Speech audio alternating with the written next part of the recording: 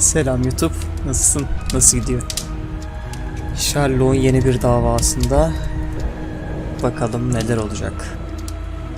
Emin değilim ama bu dava bu oyunun son davası olabilir. Oynayıp görelim. Davanın ismi Yarım Ay Yürüyüşü. Yani güzel bir ismi var. Doğrusunu söylemek gerekirse. Where are you going, Holmes? Have you been invited somewhere? We have been invited, Watson. We have. Where to? To the Baker Street Irregulars' annual dinner. They sent us an invitation. It is on the table. A dinner? How could those street urchins afford anything like that? I can't understand your interest in them, Holmes. They're dirty. They wouldn't hesitate to steal your wallet. Watson, you should be excited. It is a secret dinner. Its location changes every year. Read the menu. Sounds mouth-watering. All right. We, the secret police of Baker Street, invite you, Sherlock Holmes, and Dr. Watson to our annual dinner. Menu, entree, frozen rat head salad. Is this a joke? Not at all. Pray continue. Main course, sow's udder in Danny Nutcracker's way. Sounds disgusting, Holmes. Hedgehog goulash. Street turnips in homemade juice. And it goes on. I can hear them on the stairs now. Oha, menü çok we can't go güzelmiş there. bu We arada. can't eat that. Watson, you'll hurt the feelings of those poor children. We have to go. Oh, Mr. Holmes. It is fine, Mrs. Hudson. Mr. Holmes! Wiggins, Dr. Watson is getting ready. He will be delighted to join us. You don't look well, my young man. Is there something wrong? Don't tell me the dinner is cancelled. Mr. Holmes is my brother Leighton. He's in a prison cell. They say he's killed 2 men. You have to help us, Mr. Holmes, because I know he didn't do it. Where is he now? From what I've heard, they took him to the yard, and they gave him a good beating already. You know what they're like. They'll hang him. They won't look any further. Holmes, we have to help him. Çocuk And gerçekten forget about the ağlamış gibi dinner. duruyor. Wiggins, I'll take the case. You're fantastic, Mr. Holmes. I'll be waiting for you at the crime scene. You'll be there, right? It's on Half Moon Street in Whitechapel. Very well. Lan bizim Sherlock da hala yemek derdinde. Şu kamerayı biraz indireyim. Sanki böyle bir tık daha iyi oldu ama emin de değilim. Neyse. İlk önce Scotland Yard'a gideceğiz.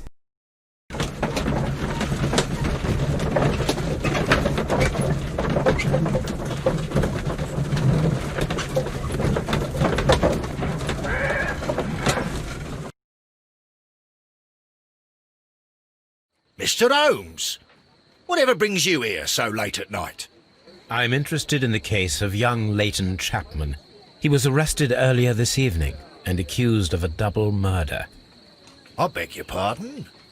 That case is quite clear to the police. Or are there any new facts that we don't know about? Who knows, Inspector? Look, you are free to investigate, of course, Mr. Holmes. Chapman was arrested with a revolver in his possession, which you can find in the evidence room. The suspect himself is in custody. Did you find anything else on his person? A few personal belongings. Nothing particular, Mr. Holmes. Thank you, Lestrade. Bayağı ilginç.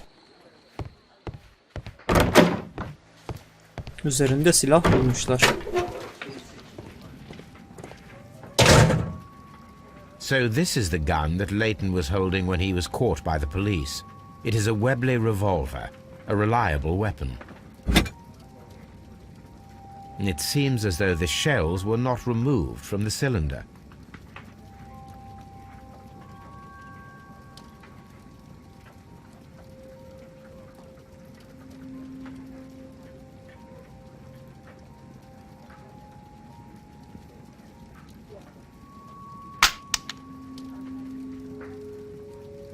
Two out of the 6 shells have been fired. There were 2 shots. A cheap watch, bought with his own money, no doubt. These cigarettes are filled with cheap tobacco, Nothing interesting.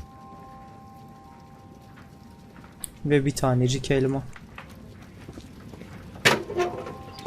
Ben bu çocuğun suçsuz olduğunu düşünüyorum ya. Daha davaya başlamadık ama. Please escort this suspect for interrogation. Good evening, Mr. Chapman. Who are you? I've got nothing to say. It's all a mistake. Calm down, Leighton. I have come here to help you. To find out if you truly are innocent, as your younger brother Wiggins has told me.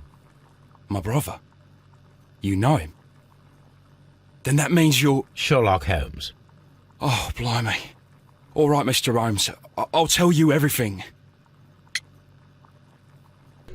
Dinlemeden önce ben senin bir profilini çıkartayım. Öncelikle gözüne ne oldu? Yanağındaki bu iz ne? Gerçi sokakta büyümüş biri için bu yara veya bu morluklar pek bir şey olağan dışı değildir diye düşünüyorum ama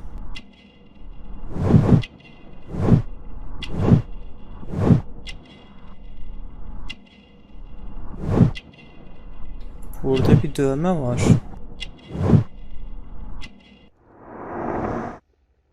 Hapishaneye yatmış bu. Hikayesini Good. dinleyelim Tell me bakalım. your account of what happened. I left my work and I hurried up to see the fireworks in Whitechapel. I was late, so I decided to cut through Half Moon Street. I saw the first fireworks light up in the sky. I bumped into a constable on a corner before entering Half Moon. Then suddenly, what with all the firework flare, I saw two men. They were both lying flat in the middle of the street. I stopped where I was. I thought about turning back to the police, but as I was thinking of that, I saw a third person. He was leaning over the body that was furthest from me. The second I saw him, he raised his head and he stared at me. In a flash, I saw his gun, but he made a dash for it instead and he escaped through Whitechapel Street. Peki. So you might still have had time to return to the constable. I panicked. I didn't know what to do. Anyway, I approached the bodies just to see if they were still alive.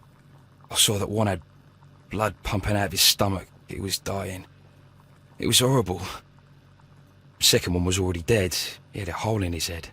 He was holding a gun in his hand though. I took it. And then I followed the third man.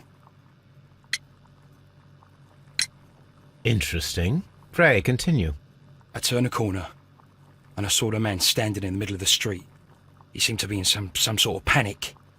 And then, Mr. Holmes, something strange happened. I told the police and they laughed at what I said, but I swear to you, my words are true. I started running towards him. But then I was blinded by a flash. It was so bright that I hardly saw anything for a good dozen seconds. But I kept running forward. As I arrived in Whitechapel, I heard a woman screaming. And then I was caught by the police. But there wasn't a trace of that man. Of course, then they found a gun and all that blood.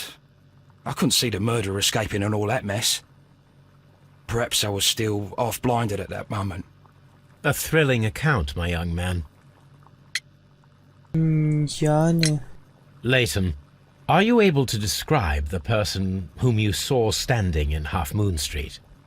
Well, I wasn't able to see his face at all. It was too dark. And he was too far away. I could see his silhouette. And what about that? Nothing so special. He was wearing a jacket. He was quite average in size and his weight. I see. Was there anything else that struck you at the time? No. But perhaps... It's strange, but I can't remember the sound of his footsteps as he was running away. Perhaps it was because of the fireworks or the surprise of me seeing him. bu da We shall tuhaf. see you soon, young man. Peki.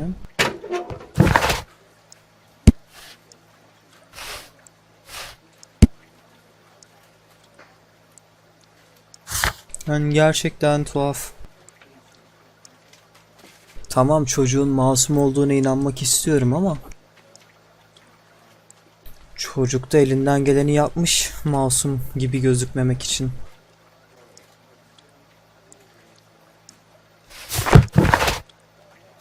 Olay yerine gidelim bakalım.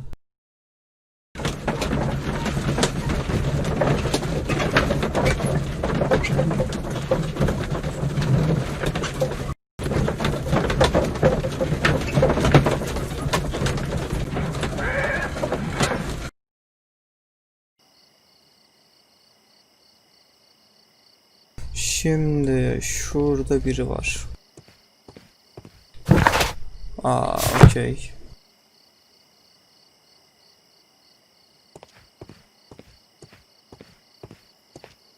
Burada da biri var. Şurada 2 kişi var. Bu adamla konuşamıyoruz. Peki. Locked. Kapı kilitli. O zaman mecbur buradan ilerleyeceğiz.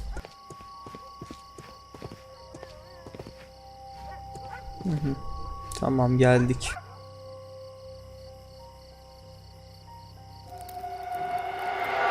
Please, gentlemen, leave the scene now. Oh, Mr. Holmes, is that you? Good evening, Constable... Constable Marrow. I was here with Inspector Aberline during the Ripper case, Mr. Holmes, back in '88. But then this is nothing like that case. With this one, we've got the murderer, the weapon, and the statements, which speak for themselves. Of course, Marrow. But you know that appearances can sometimes be deceiving. You spoke of statements. You have witnesses? Well, I was there, so I gave my own statement. And then there were 2 other witnesses who said they saw the killer Chapman. Şaka Mr. Turner, yapıyorsun. a gentleman who lives in that flat over there. And Polly Powell, a flower seller, who was over at the far side of the street. Kurbanlar. Who were the victims?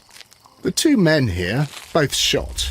The stout fellow was Brian Vercotti, a well-known ruffian. The other, Kenneth Butler, a jeweller by trade. Peki. So, Constable Marrow, I should be delighted to hear your testimony. I was standing at the north side of Half Moon Street. That was the side that you came from. But you would have been unable to observe this part of the street, where we are standing now. That is correct. But I saw the 2 victims slowly enter Half Moon Street, and then shortly after, the fireworks started. A few minutes after that, the fellow Chapman rushed towards me and ran into Half Moon Street. Please continue. I didn't pay attention, but suddenly I heard a woman's cries and police whistles on the other side of Half Moon Street. I rushed over there and I saw the 2 dead bodies on the ground. When I reached Whitechapel Street, I saw Leighton Chapman. He'd been caught by 2 police constables. İşler gittikçe ilginçleşiyor. Constable Detaylara Marrow, bakalım. what else caught your attention while you were running through Half Moon Street? I saw nothing but rats, and I took the time to light every corner with my lamp. Peki. Havai fişeklerden What ne were the haber? fireworks in honor of, Constable? Well, today's Queen Victoria's birthday, Mr. Holmes. Yes, I appear to have lost track of the days. It is May now, of course. Did you hear the shots? I didn't hear any shots. The fireworks were all over the sky. They were so loud I couldn't hear anything else.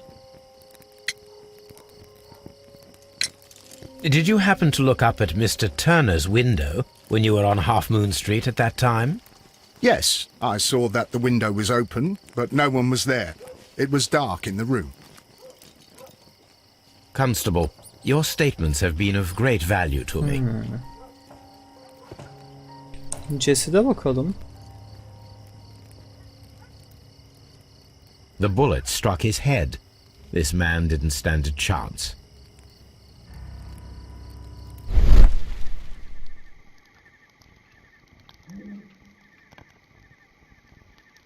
A piece of wood that has stuck between the cobblestones. Let us take a closer look.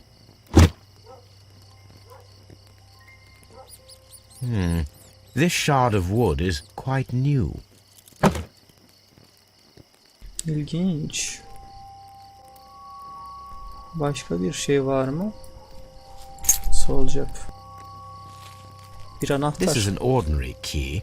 I wonder what kind of door it opens.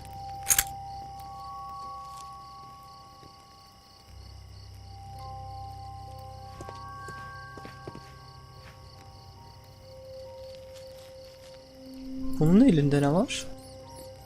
He tried to stop the bleeding with his hand.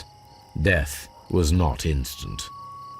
Ay yazık ya, The bayağı can bullet çekişmiş penetrated olmalı. his stomach, a dreadful wound. Üzücü.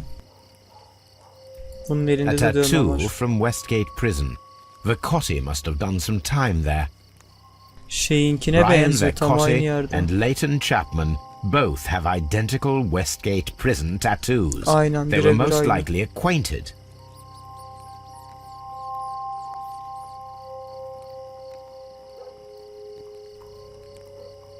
Brian Vercotti suffered greatly.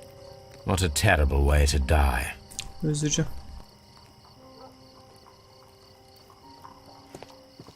İpuçlarına bakalım şimdi.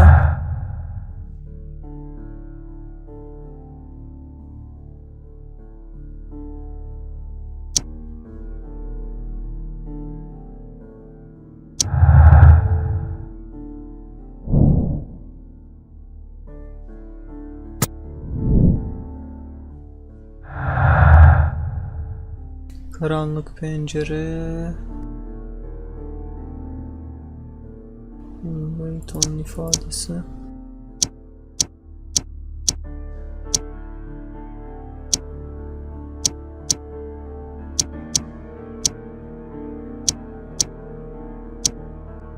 Allah Allah.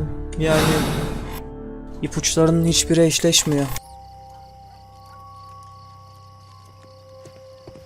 Ben niye bir türlü rahat edemedim ya oturduğum yerde?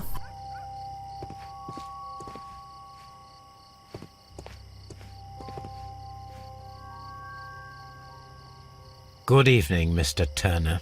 I heard Constable Barrow reply to you as Mr. Holmes. Are you that detective gentleman? I've heard of you.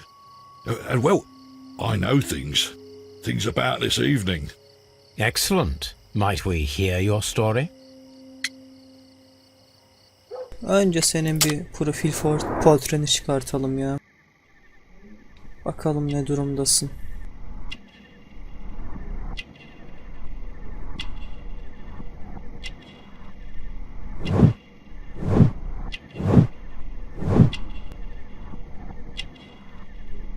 Bir şey yazıyor şurada. Balaklava. Bildiğim baklava.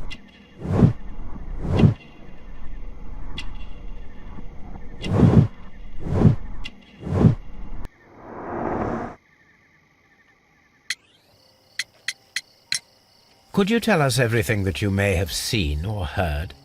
I was already in bed when the fireworks started. A few moments after, I clearly heard 2 gunshots from outside. Please continue. I quickly got up and I grabbed a lamp from my nightstand and I rushed towards the window. I looked down and I saw 2 bodies. And there was a man with a gun who was standing nearby. Yani o adamı Where vururken exactly? görmemiş. Well, near this body. Did he notice you? Peki I ya. don't think so. He rushed towards Whitechapel Street without looking around. Mr. Turner, did you see anyone else in the street?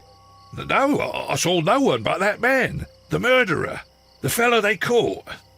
Hiç sanmıyorum sevgili dostum. Were the 2 shots you heard consecutive? Yes, there was a very short pause between them, and they sounded different somehow. It seemed to me that the second shot was louder than the first. That is an interesting comment. Başka bir silahla vurulmuş olabilir. Mr. Turner, what were your actions after you stepped up to the window? I was afraid that the man with a gun might return, so I stayed close to the window till I saw the policeman coming in the Half Moon from Whitechapel. Then I walked out to tell them everything I saw. You have helped us a great deal, Mr. Peki.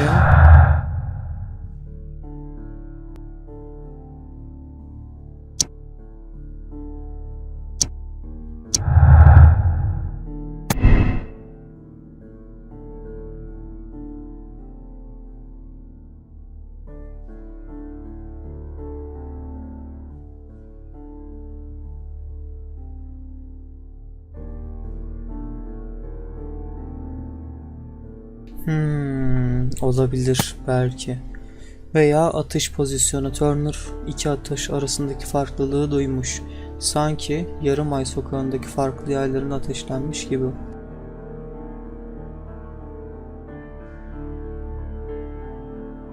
Adamları sürüklemiş olamazlar. Ama adamlar aynı yerdeyse ve atış başka bir yerden gerçekleştiyse olabilir. Bu da zaten atış pozisyonu diyor.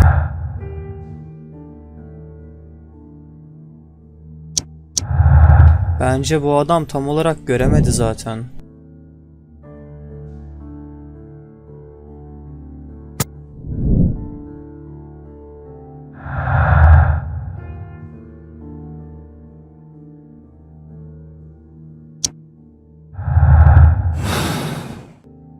Adam yani bilemedim. I'll do anything to save my brother, Mr. Holmes. Okay.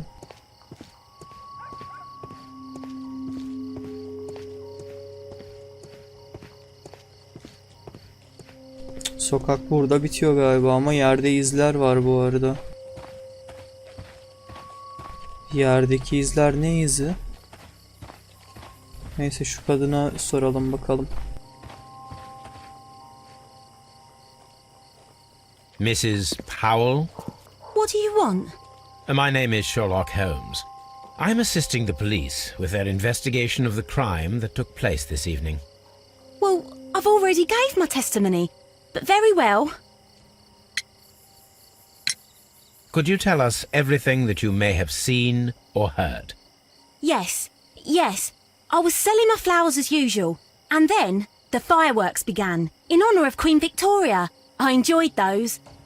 But then, all of a sudden, a young lad ran out of Half Moon Street and stopped just by me. He had a gun in his hand.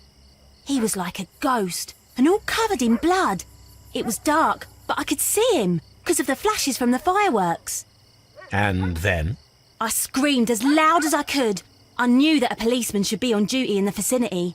He had no time to escape. 2 constables got him. Then another constable came out from the very same street, and I heard him talking of a horrible murder. İşin ilginç kısmı ilk adamı görmemiş. Veya silah Mrs. sesinden Powell, bahsetmedi. did you hear the gunshots? I'm not sure. You know, what with the fireworks? Aynen öyle. Hiçbir şey duymamış. Did you see anyone else leaving Half Moon Street prior to or at the time of the crime? No, sir, I did not. Even with all the fireworks, I was very attentive, as I'm always on the lookout for customers. My thanks to you, Mrs. Powell.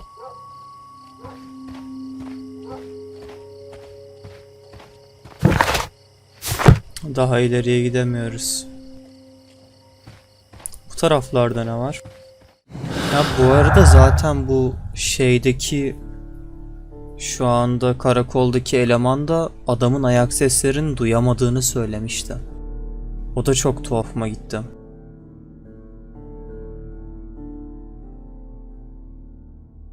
Cesedin yanında durduğu ve hemen sonrasında cinayet mahallinden kaçtığı görülmüş.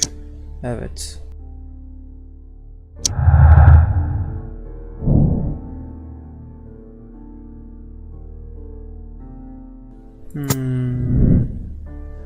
Sanmıyorum ya.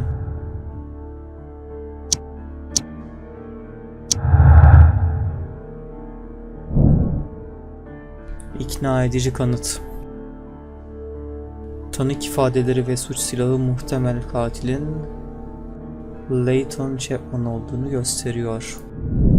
Şu anda bütün kanıtlar öyle maalesef.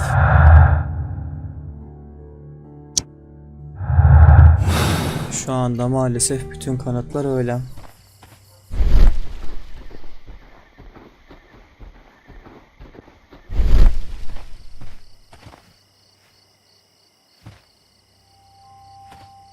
Biz kendi yansımamızı göremiyoruz. What the fuck, hayalet miyiz lan biz? Locked. Kapılar niye kilitli ya? Peki. Locked. Bu da kilitli.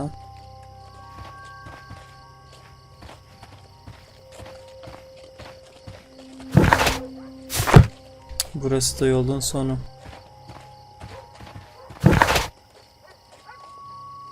Bay Turner'la konuş ve dairesinin manzarasını kontrol et. Çelişkili ifadelerini açıklayacak bir şeyler olmalı. Konuşalım bakalım.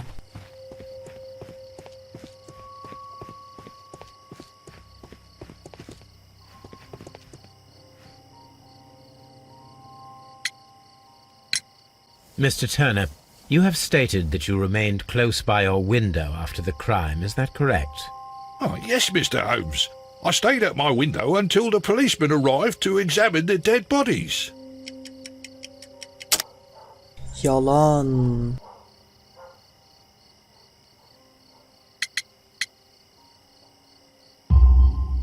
That is very interesting, Mr. Turner. Constable Marrow stated that he did not see anyone at the window when he was running through Half Moon Street. Well, I think Constable Marrow and me, we might have been distracted by the whistles and shouts coming from Whitechapel. We could have missed each other somehow. You understand what I mean? It was a bit of a stressful moment, to tell you the truth, sir. Allow me to form my own theories, Mr. Turner. Would you mind showing me the view that you had from your window? Not at all, Mr. Holmes. Please, follow me. Takip edelim bakalım. Ayrıca Mr. adam Turner appears to topallıyor. live very modestly. Mütevazı mı? Adam mütevazıdan birazcık uzak. Birazcık kötü durumda. A perfect match. So, Mr. Turner broke his stick when it became stuck between the cobblestones. He did not mention that he was so near to the victims. Evet. Ben de hiç söylemedim. The books on this shelf are in a mess. It looks as though Mr. Turner was trying to find something in a hurry here a short while ago. Acaba... Yok canım. Ya bir şey aklıma geldi de acaba öldüren bu adam mıdır diye. Değildir Mr. herhalde. Turner was roused from his bed by the sound of gunshots. Bu pencere değil. Masadaki ne? Tıraş olmak için herhalde. Gazeteler falan okunmuyor. This kitchen knife is quite sharp.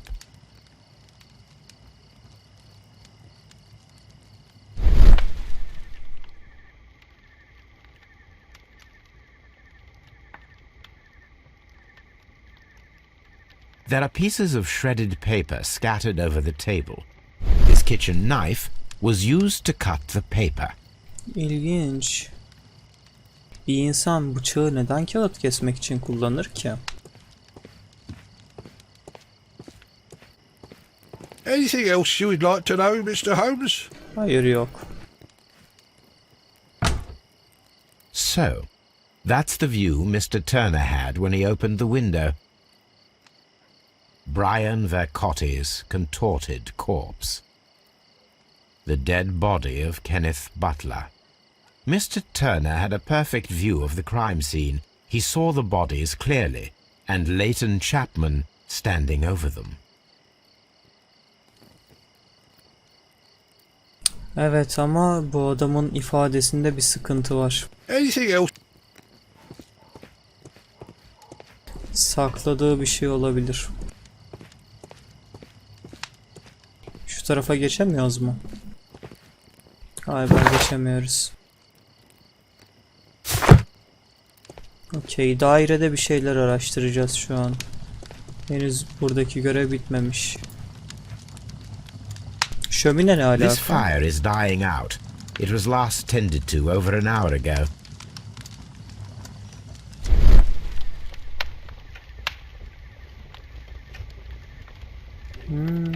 Kağıtları buraya atmış. The papers are almost entirely burned. I am unable to see what's written here. These words are illegible. The papers were thrown into the fire just a short while ago. Aynen, yoksa çoktan kül olurdu.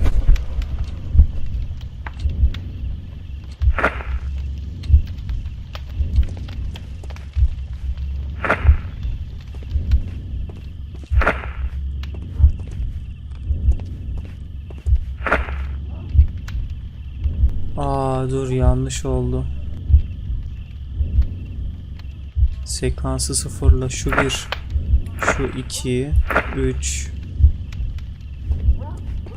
4, 5, aşağıya inmesi de 6. Böyle olmalı.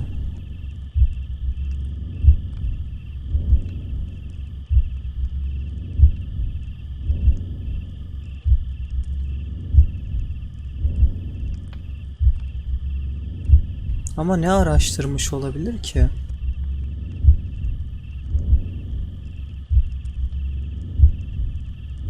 Veya niye böyle bir şey yapsın?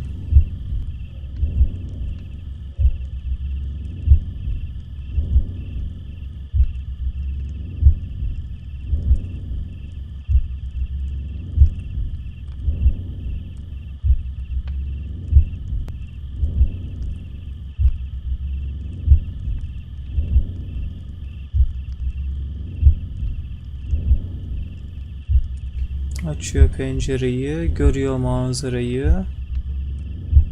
Sonra buraya gidiyor.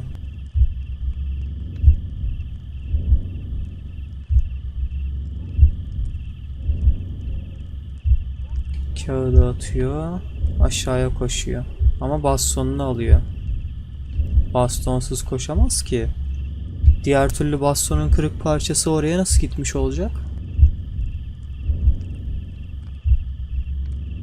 İlginç.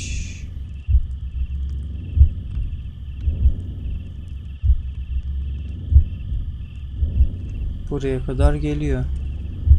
Bak, elinde bastonu varmış gibi duruyor ama. Ama halbuki elinde baston yok. No, it didn't happen this way. Bence de böyle olmadı. Şimdi şunu aldı.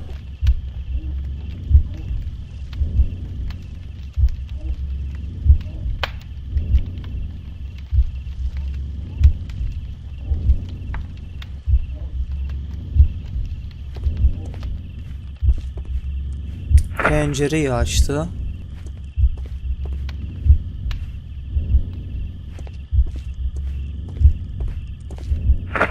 Cesede geldi.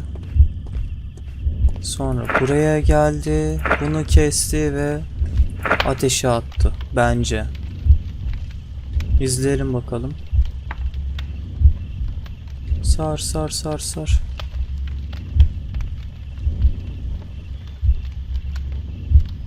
Aynen. Bak, şu an baston da var elinde. Buradan bir şey alıyor, bastonu yerine koyuyor. Gidiyor, kesiyor, sonra ateşe atıyor. Böyle olmuş olabilir. So Mr. Turner used a book to hide an object that he found on Kenneth Butler's body. The question is, what did he find?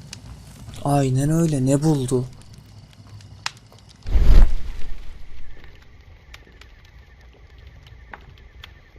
I can see prints from greasy fingers upon the cover of this book. Let us take a closer look. Well now, what a find! A precious jewel concealed inside a book.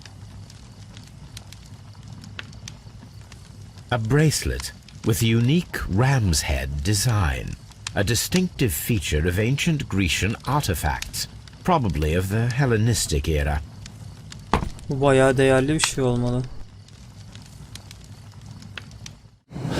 Peki. Gidip adama bir soralım. Bunun hesabını sormazlar mı?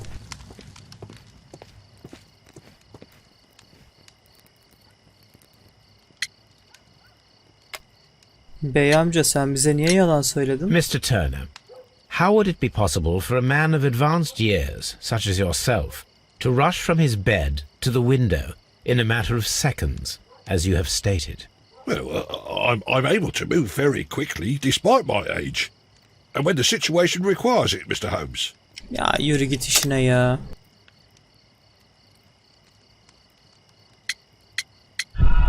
Ya dur, topallamayı seçecektim. Well, I'm able to move very quickly despite my age. And when the situation requires it, Mr. Holmes.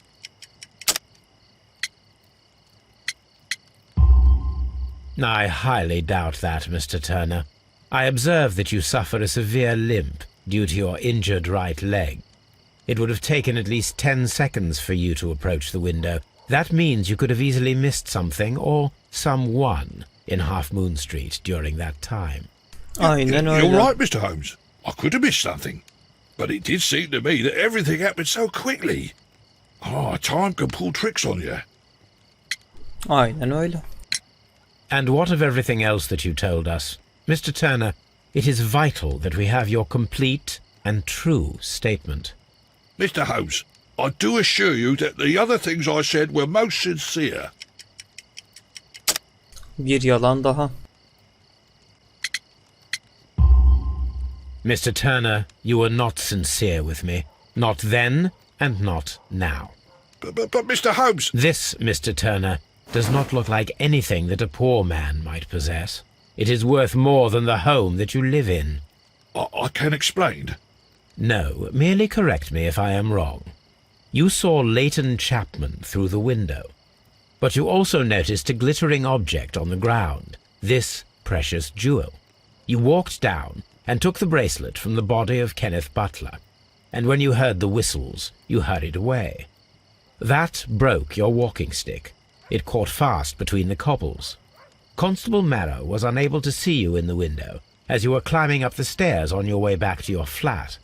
Upon returning home, you hid the precious jewel inside a book. Mr. Holmes, please don't send me to prison. I didn't do anything bad. I'm just a poor man. When I chanced upon the bracelet, I saw it as an opportunity to make a little money. I was desperate. I only took the bracelet, that's all, I swear. You made a mistake by lying to me. But you are not a criminal. I believe that. Although I must return this bracelet to its rightful owner. Ben şimdi bu adamın dediğine nasıl inanayım?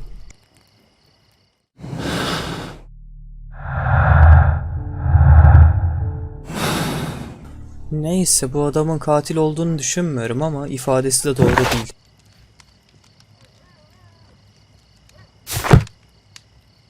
Sanırım bilekliği bizim kütüphanede araştırsam iyi olacak.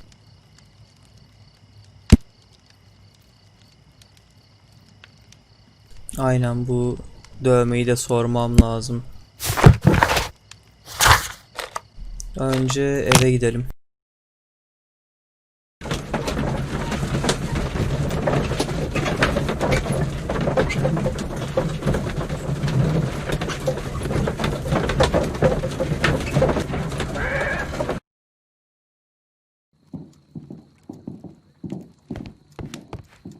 Kimin ayak sesi lan bu? Aha, burada bir mektup. Önceki davayla alakalı olabilir. The Times. Egzotik bir cinayet metodu. Günümüz suçlarının cephanelikleri... aynen. Bir önceki davayla alakalı. Günümüz suçlularının cephanelikleri yakında zehirli bitkilerle dolacak. Kiev bahçelerinde bir arkadaşıyla beraber çalışan genç ve güzel bir kadın, müdürleri Bay Montague'duna korkunç bir cinayet planladı. Sadece bir dedektif, basit bir kalp krizi olduğuna inanılan trajedinin arkasındaki gerçeği ortaya çıkaracak kadar iyiydi. Dedektifin adı Sherlock Holmes idi. Peki, başka bir mektup daha var. Bu ne? Bu da önceki mektup. Önceki davanın. Bu ne? Bu da önceki davanın. üstünde. This is where I keep my post. Başka yok.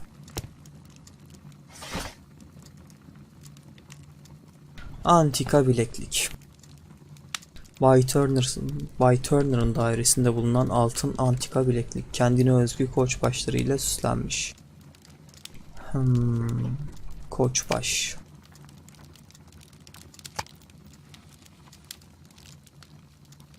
Yunan hazineleri çalındı. That is not the one I need. Peki bu değilmiş.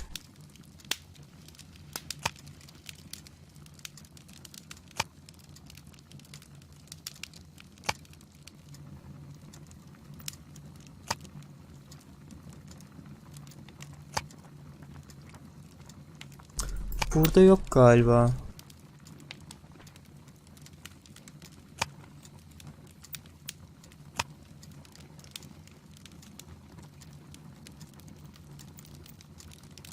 That is not.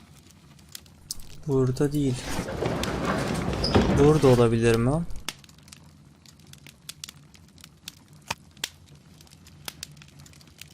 Das Kapital bile var. Hey yavrum hey. Tarih. That is not the one I need. Peki ya bu? That is not the one I need. Peki ya bu? That is not the. That. Allah Allah. Hepsini tek tek deneyeyim mi yani, onu mu istiyorsunuz? Şimdi. That is not. That.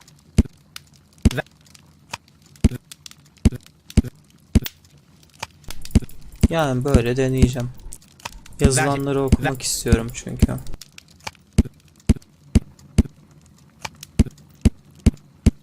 Ama başka kalmadı galiba.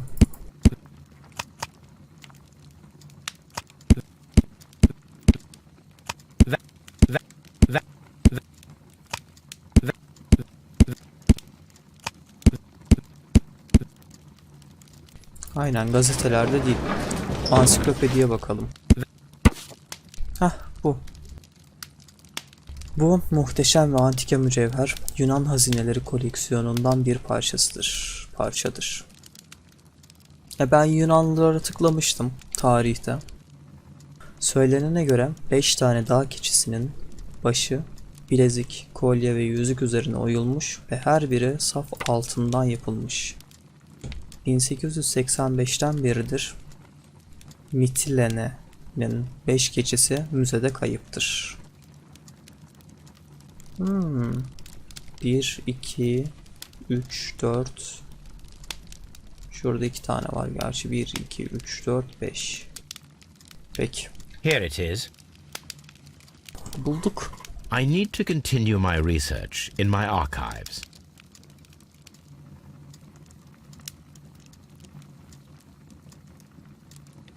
Antikalar mı? 5 koçbaşı. Helenistik hazineler koleksiyonuna ait olan kadim mücevher setinin bir parçası. Bunlar bir müzeden 1885'ten beri kaybolmuşlardı. İlginç.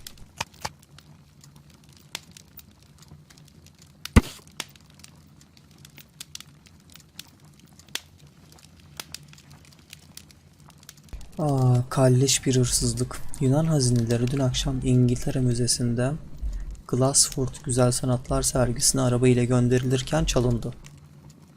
Church sokağında rehin dükkanı sahibi Kenneth Butler o gece Scotland Yard ile irtibat kurdu ve bir adamın kendine tarihi eşyalar satmaya çalıştığını bildirdi. Ve polis tarif edilen adamı yakaladı. Vincent Foley adındaki profesyonel bir hırsız Londra'dan kaçmaya çalışırken limanda enselendi. Adamın Yunan hazinelerini çalan kişi olduğunu arabanın şoförü doğruladı. Vincent Foley geriye kalan hazinelerin yerini söylemeyi reddetti. Sonuç olarak hapse atıldı. Kayıp hazineler hala bulunmayı bekliyor. Tuhaf. Here it is. One of the victims, Kenneth Butler, was involved in the story of the stolen Hellenistic treasures. A visit to his pawn shop should tell me more. Bu arada kulaklığın sol tarafı gitti. Kablo oynadı galiba biraz. Düzeldi şimdi. Şimdi tefeci dükkanına bir gidelim.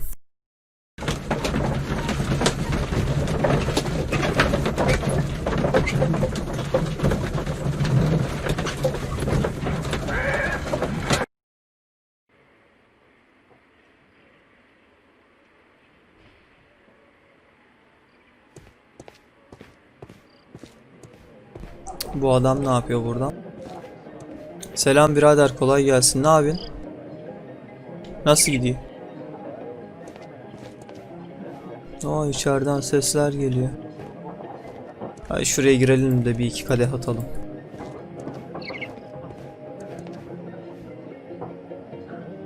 Aha. Adamlar neyse. Biz burada cinayeti araştıralım. Adamlar orada keyif sürsün. Burası mı? Burası da değil. Biz nereye gidiyoruz o zaman? Butler. Mr. Butler's key matches the lock perfectly. Anahtar uydu. Şaka mı bu?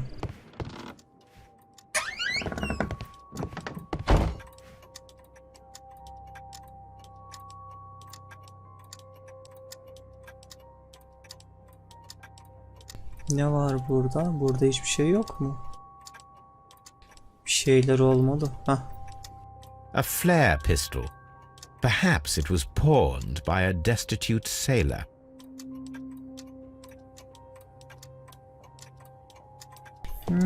İşte bu ilginç.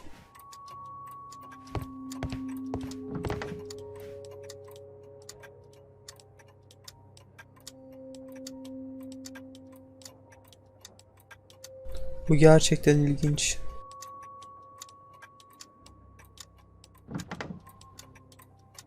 Çünkü bizim çocuğun üzerinde bulunan altı patlara da çok benziyor.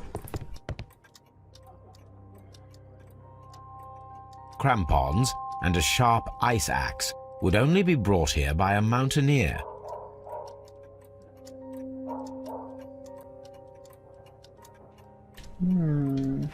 Peki. Başka bir şey yok mu?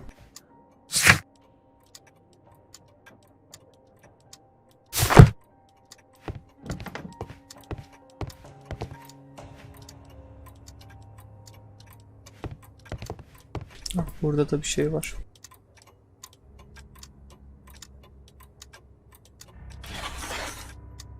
Aha. The ram's heads. This necklace belongs to the 5 rams of Mittelin collection. Interesting. That means that Kenneth Butler owned a part of this collection all this time, 10 years after the theft. İlginç. Fullo Kenneth.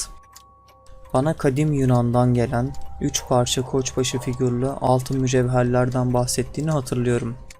Hala onlar elinde. Öyle değil mi? Güzel. Senin için iyi haberlerim var. O mücevherler için çıldıran, yağlı bir müşteri buldum. Servetinin bir kısmını bayılmaya hazır. Bu ayaklı para çantasıyla sana bir görüşme ayarlayabilirim. Ama ben de pay isterim. Pazar akşamı Great Alley ve Yarım Ay sokağının kesiştiği yerde havai fişeklerden önce seni bekliyor olacağım. Olan olmuş. Üzgünüm dostum.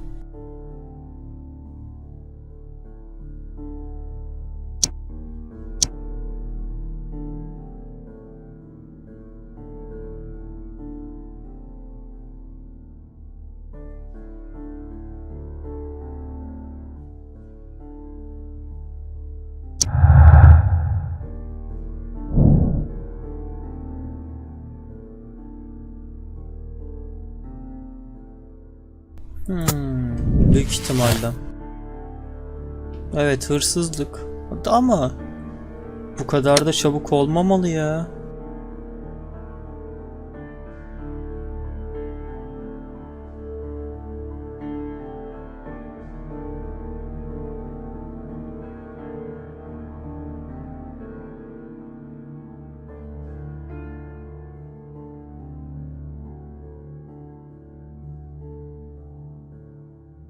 Yüzük nerede peki? Yüzüğü de bulmamız gerekiyor.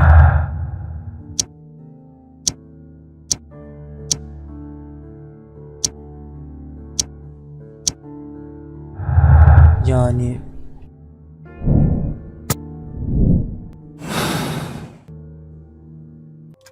bu kadar kolay bitmemeli. It looks as though Mr. Butler kept a careful record of his operations.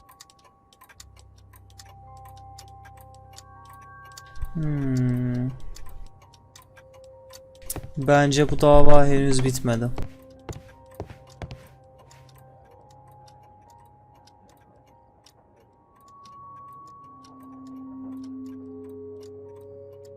Crampons. Bence bu dava henüz bitmedi.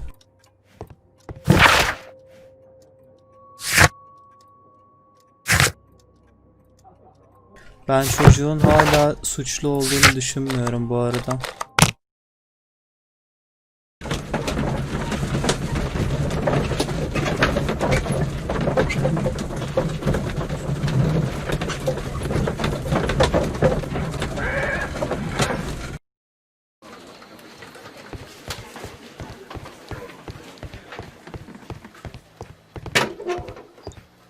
Gel bakalım. Please konuşalım. escort this suspect for interrogation.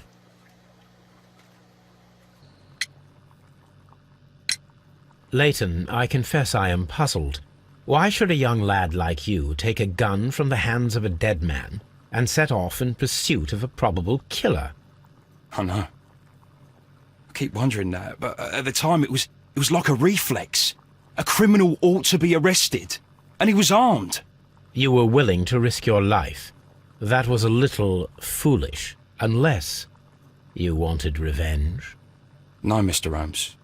I was just being brave and stupid. Yalan söylüyorsun.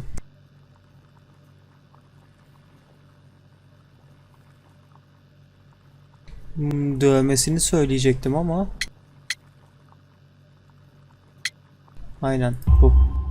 I'm sure that you were, but I believe that you may have recognized one of the victims, Brian Vercotti. You knew that gentleman well, did you not? However could you know that? You have a typical tattoo of the Westgate Brotherhood upon your hand. I observed exactly the same mark upon Mr. Vercotti. You came to know him from your sharing a past prison sentence. Am I correct, Mr. Chapman? Oh, God. You're right, Mr. Holmes. Would you tell me a little about Brian Vercotti? We were convicted for a robbery. Once in prison, both of us joined one of these fraternities. During that year, we tried to help each other out, you know? You were quite young then, I believe. Yes, Mr. Holmes, we were. We'd only stolen a pound of meat. After we were released, and when I saw what my little brother had become, I decided to work towards living an honest life. And Vercotti? He had a hard time. His sister had died in a Whitechapel dispensary while he was in prison. He had no family anymore. Our paths split. He Yazık fell ya, back into üzüldüm. crime. So you lost him. Yes. And for around 2 years, I heard no news of him at all. We shall see you soon, young man. Peki. Ama elimizde hiç delil kalmadı ki. Yüzük nerede peki?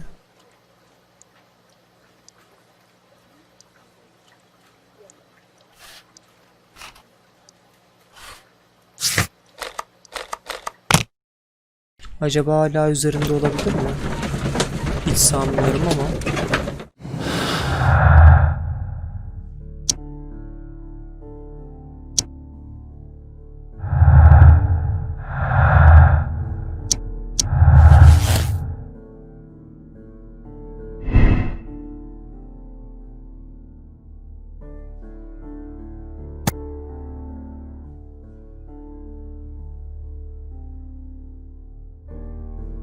Bu ne? Yarım sokağındaki işlenen suçun nedeni kayıp Helenistik hazinelerin aranması olabilir. Bay Turner bilekliği cinayetten hemen sonra aldı.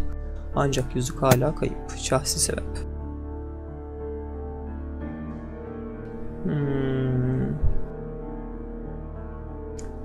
Ben bu adamın öldürdüğünü hala düşünmüyorum ya. Soygun sebebi diyeceğim. Yine bu çocuk çıktı.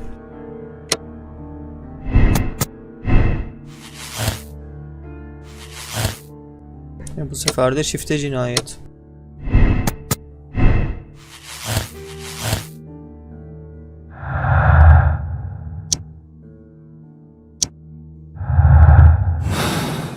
Bence bu çocuk öldürmedi ya. Hala inanmak istiyorum ben buna. Her ne kadar inanması zor olsa da ben buna inanmak istiyorum.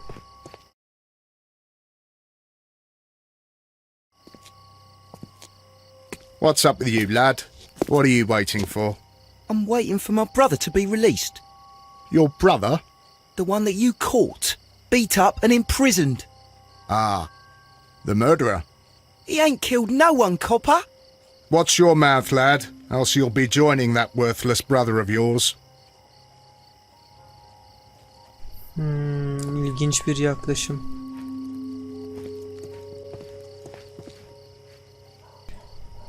Peki. It would be my pleasure to assist you with your investigation, Mr. Holmes. I'll do anything to save my brother, Mr. Holmes.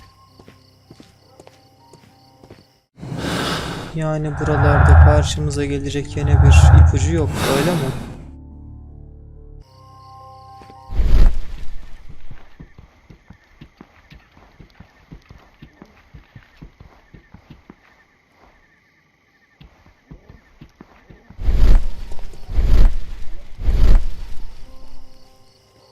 Yakından bakalım tekrar.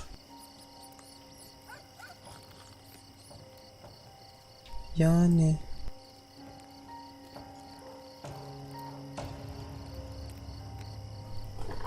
ne tutuyor burada? Bıçak gibi bir şey mi bu?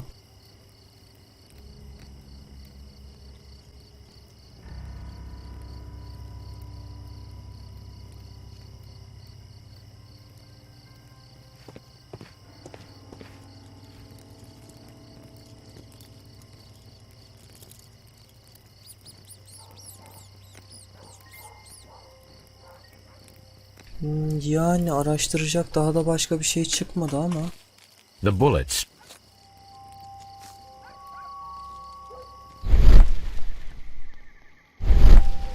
Yok yani başka bir şey.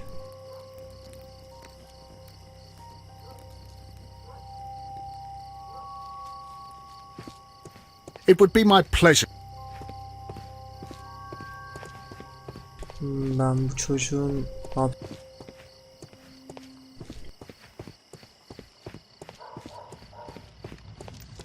Bu adama soralım bir I şeyler. wish this crime... Bu adamda da bir şey yok.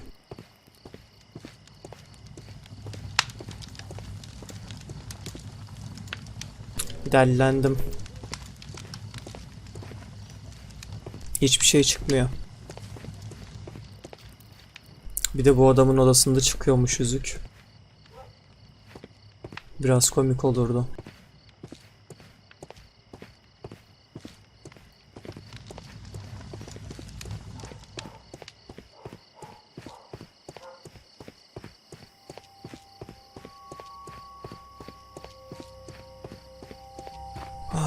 Peki. Locked. Locked. Burası da kilitli.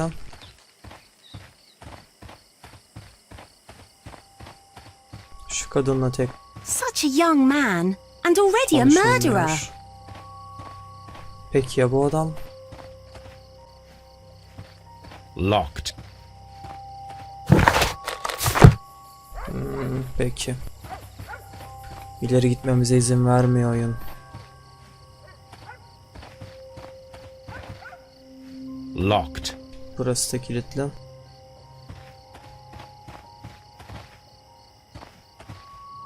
Burası bence kilitli değildir ama oyun bize izin vermiyor galiba.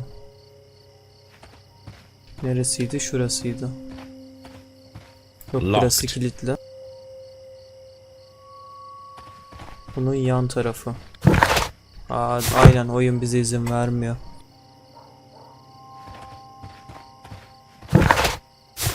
Oyun direkt buraya çeviriyor. Böyle olursa biz nasıl çözeceğiz ki? Nasıl kanıtlayacağız bu çocuğun masum olduğunu? I'll do any...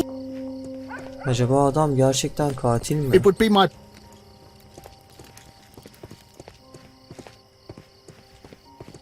Burası çıkmaz sokak. Peki bizim gözden kaçırdığımız bir şey var.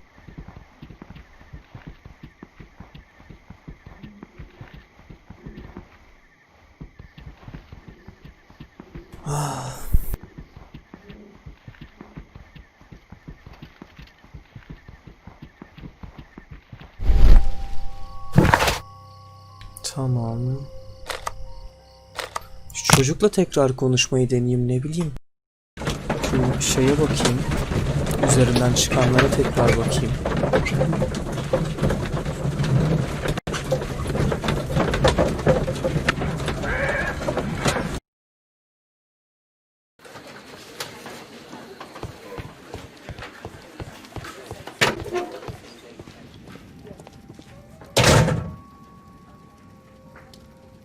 So this is the gun that Leighton... So this is the gun that Leighton was holding when he was caught by the police. It is a Webley revolver, a reliable weapon.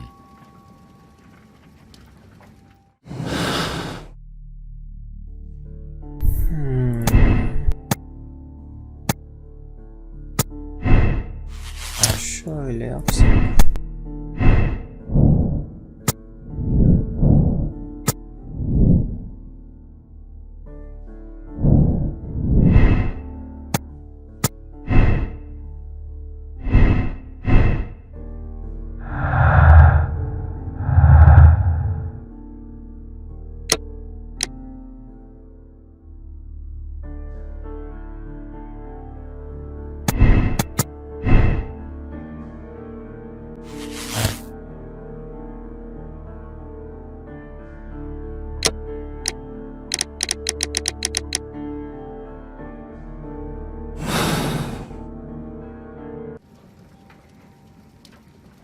Gerçekten işler zor durumda.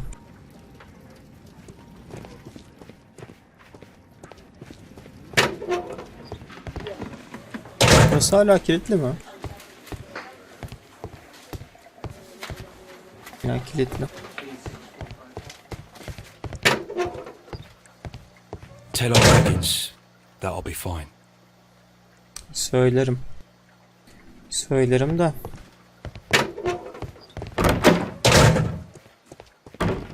Geçen davadan kalan bir kadavra madavra bir şey yok mu ya? Onunla zaman geçirelim.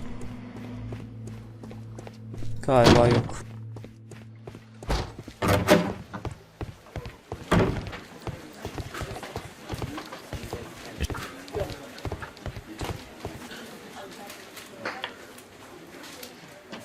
Ha.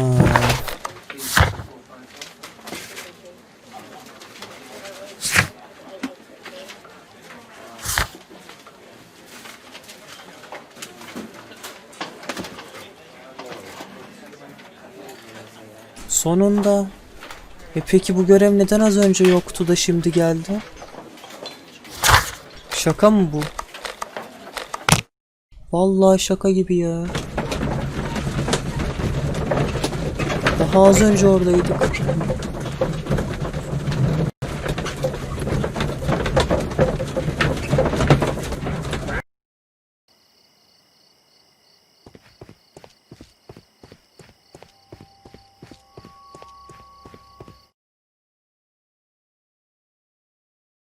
Why are you looking at me all the time like that?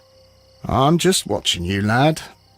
I never know what to expect from people like you. People like me? Yes, street beggars and thieves. I ain't a thief. Oh, no? Then where did you get whatever it is that you're gnawing on? I very much doubt that you bought it. What ain't seen can't hardly be stolen. İlginç. Kurbanların birisi muhtemelen silahını 2 kez. Ah. Tetikçiyi seç.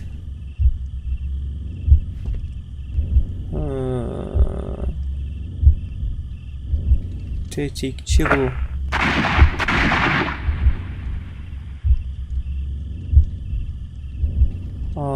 Ama o zaman bunun şeyi olmazdı. Hayır. Tetikçi bu.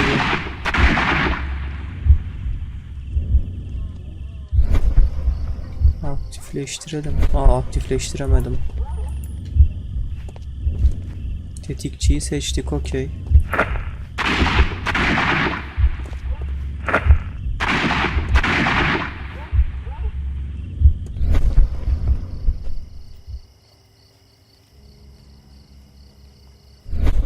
Peki.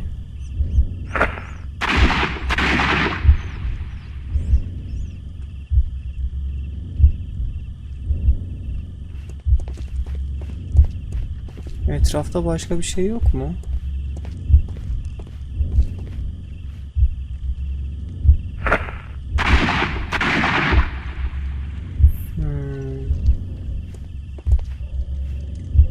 Bence tetikçi bu.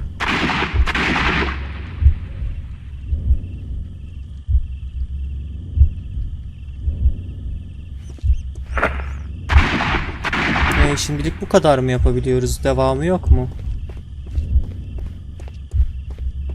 Onu vurduktan sonrası ne oluyor?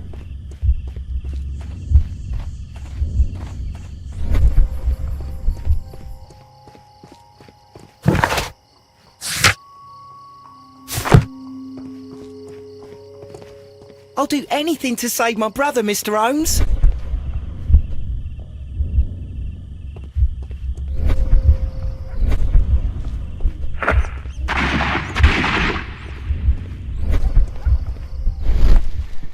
Şuraya bakalım. Mermi izi yok. Peki ya diğer tarafta mermi izi var mı?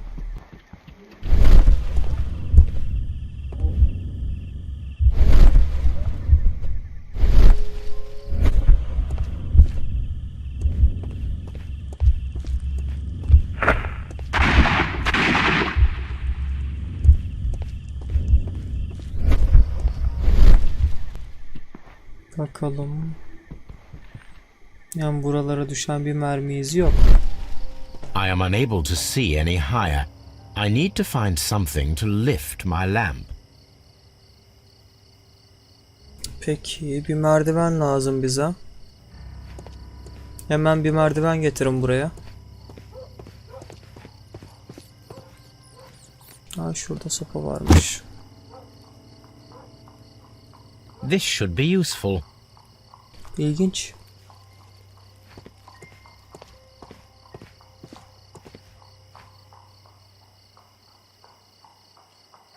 This is most definitely a bullet hole.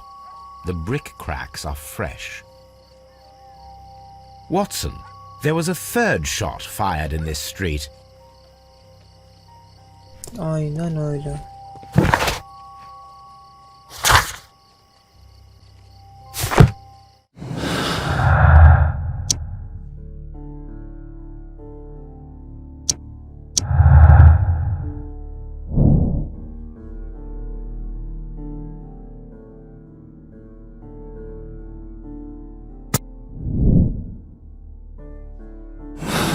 Umarım öyledir.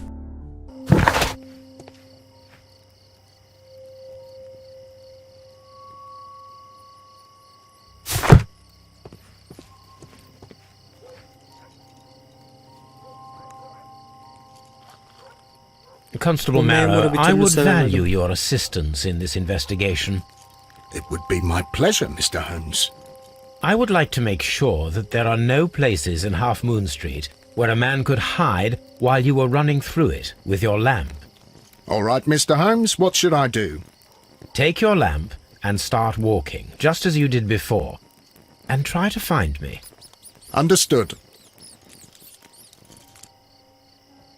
İlginç. Bu sefer de bunu canlandırıyoruz.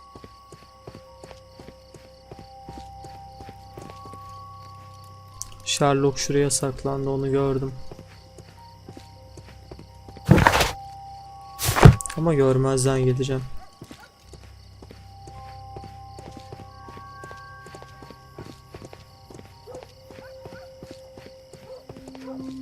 I can see you very well, Mr. Holmes. All right, Constable. Let's try again. I'll find another place to hide. Peki.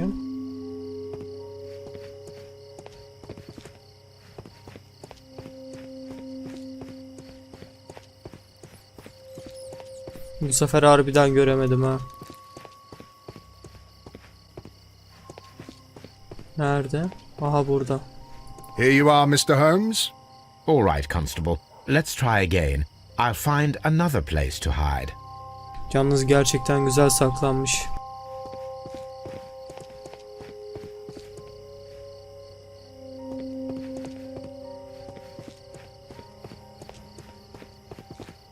Burada da değil.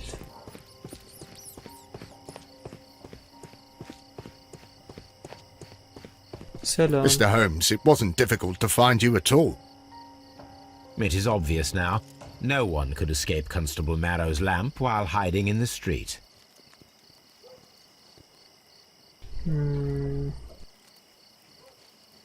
Peki.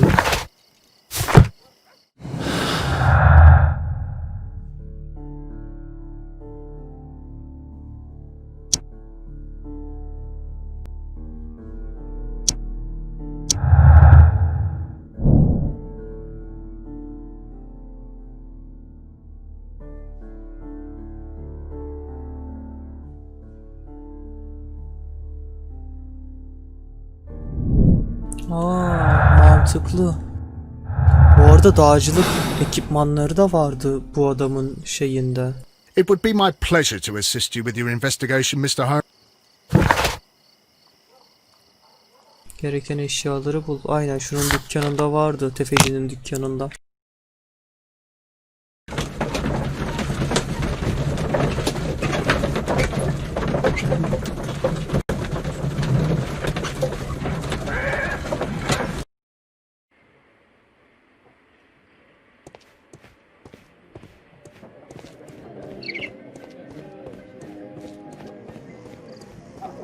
Burada ne var?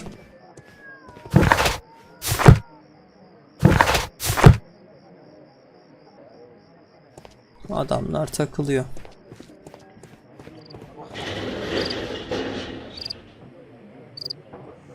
Tuhaf tuhaf sesler. Neyse biz dükkana girelim. Aha da burada. These tools are exactly what I need to climb the wall. Bir de şu duvarda da bir şey vardı. Neydi o? This is exactly what we need in order to imitate the flash of the fireworks.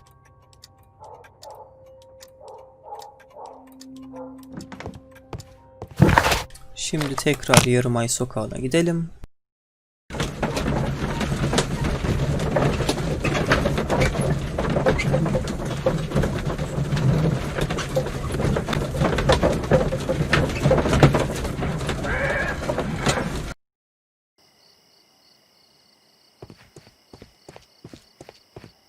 Bu davayı bitirmeye yakın olduğumuzu hissediyorum. O yüzden bölümü kesmemeyi planlıyorum. Wiggins, my lad, what are you doing here? You'd best be leaving and be quick about it. I've done nothing wrong. You'd learn more by watching Mr. Holmes. He knows exactly what he's doing. Not like you. Oi, watch your tongue. Bu adama gerçekten sinir oldum.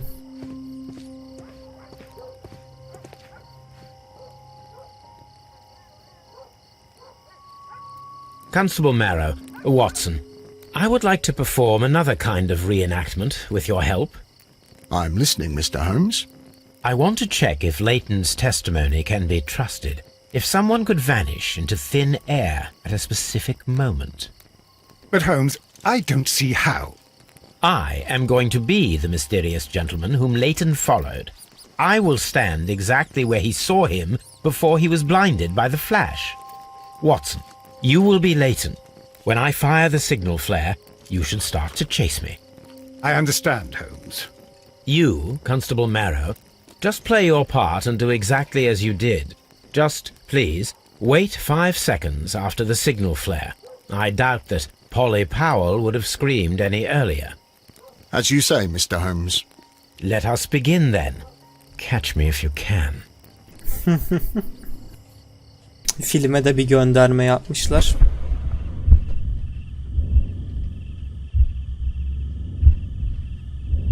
Şimdi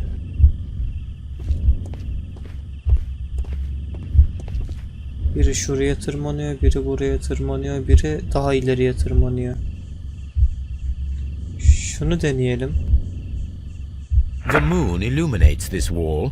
Anyone trying to climb it would be easily spotted by Constable zaman şu. Marrow. This wall is cast in shadow. It would be difficult to see anyone scaling it.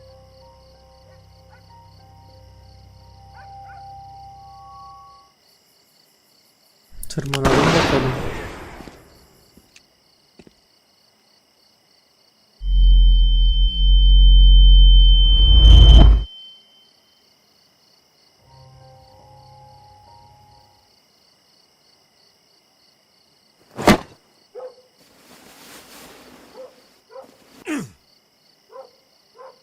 Peki. I can barely see anything.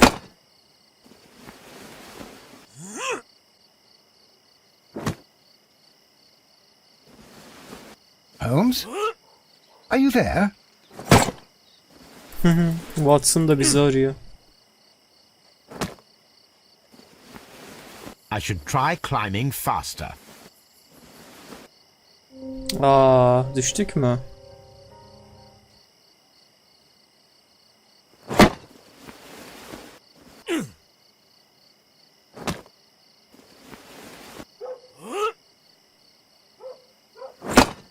I can barely see anything.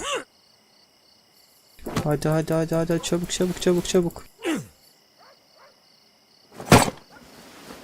Holmes? Are you there? Yok burada değiliz. Where is he? My God, a man can't just disappear like that. Aynen, göremedi bizi bu sefer.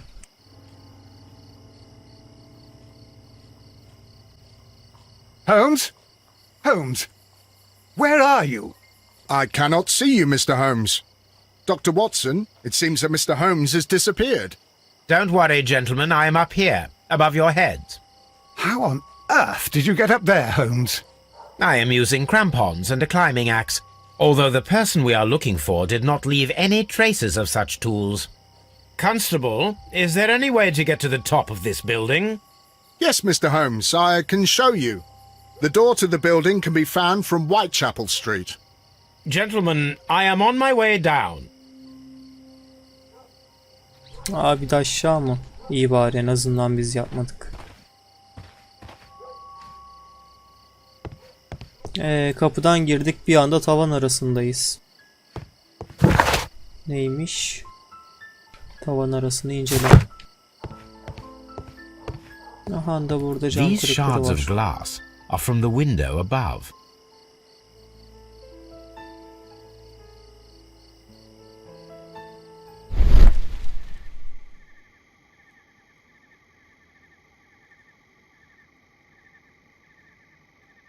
A cluster of thick black threads. They're unusually strong. I should examine them under the microscope. Someone broke through the window to get inside the attic, but in his haste he ripped his jacket. We can conclude that the person whom Leighton saw climbed up the wall, broke into the attic window, and escaped through the hatch. Aynen öyle. Bu ne lan? Dışarıda topukluyla biri yürüyor.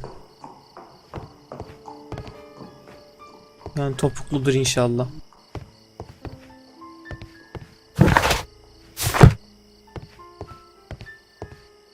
Buradan çıkabiliriz.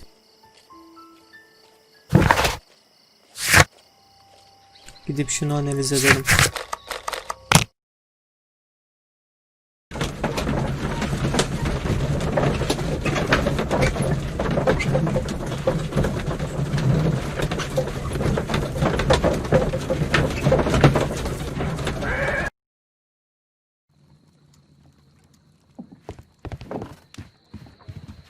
Ulan bütün onca şeyi tek bir geceye sığdırdık ya. Let us take a closer look.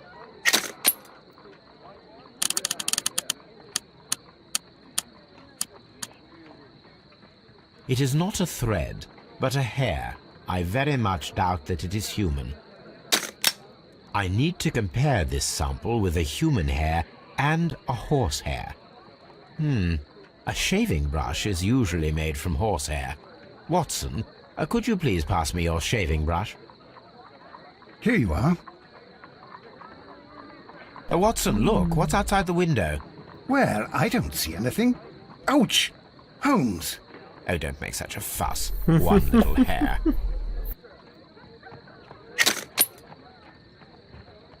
Human hair is significantly thinner than the black sample. The horsehair is thinner than the hair that we found. So, this black hair belongs to an animal, and it is larger than a horse. A hair from a large and exotic animal. Evet, acaba ne tür bir hayvan?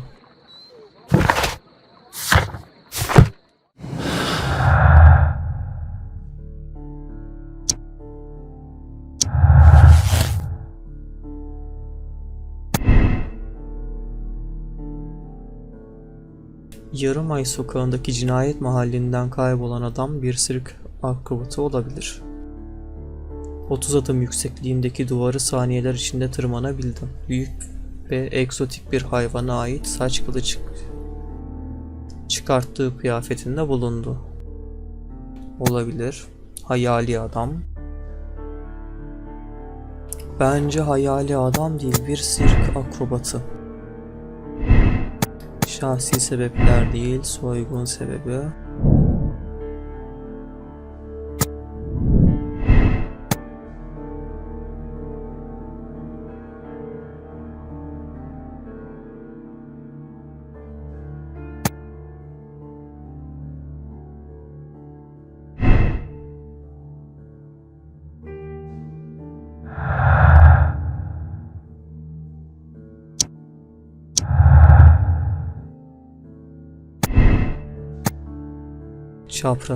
Çapraz ateş. İkisi de ellerinde silah tutarken çapraz ateşle öldü. Şimdi silahlardan biri kayıp. Çifte cinayet. Tek kişi tarafından işlenen çifte kurbanlarıdır. Bence çapraz ateş. Tamam, çifte cinayet diyelim.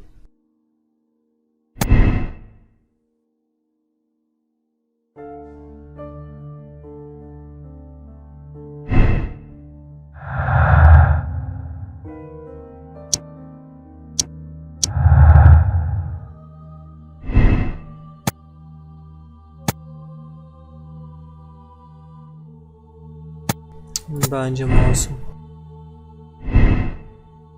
Yarım ay sokağındaki çatışmada bulunan gizemli ceketli adama ilişkin olan ifadesinin doğruluğunu kanıtlandı.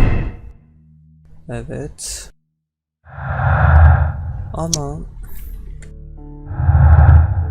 Ama hala yeterli delil yok. Hala yok. Wiggins'e sorabiliriz. Wiggins biliyor olabilir. Böyle bir sirk var mı vesaire diye.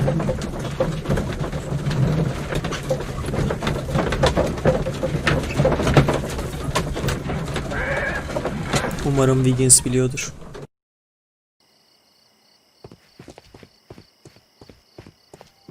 Ya yine bağıracak mı çocuğa? Vallahi bağıracak. Look here, lad. You'd better go home and start thinking about what a fine pickle your brother's landed himself in. Ha! But he'll be free tonight, 'cause he's innocent. Don't be daft, lad. It's a closed case. Sen öyle san. It would be my pleasure to assist you with your investigation, Mr. Holmes. Mr. Holmes, did you see my brother at Scotland Yard? Is he all right? Evet, o I'll iyi. do anything to save... O iyi.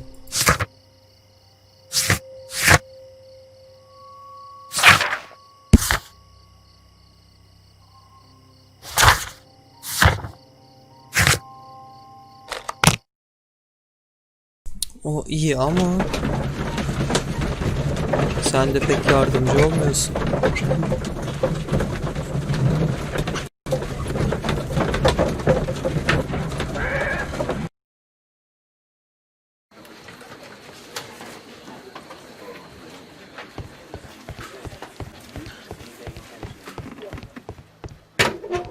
Bakalım şimdi Please konuşacak mı? believe me, Mr. Holmes. I'm not a killer. Mr. Holmes? Ha, sana güveniyorum, katil değilsin ama Mr. Holmes, what is the trouble with that lad? Isn't he guilty of murder? hayır değil.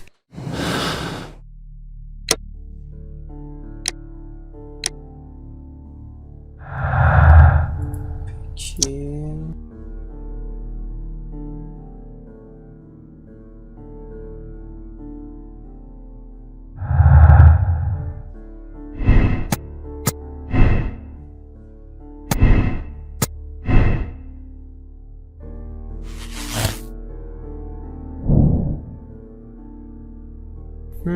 Sadece Chapman tarafından görülen kişi duvara tırmanarak olay yerinden kaçtı. O kişi yetenekli bir akrobattı. Suçlu cesetlerden birinin silahını aldı.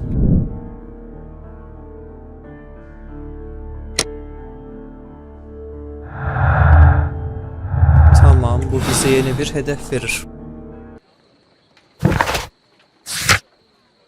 Doğru sirki tespit edebilmek için Wiggins'ten yardım iste. Al işte. Ben daha az önce Wiggins'in yanına gitmedim mi ya sirki bulalım diye.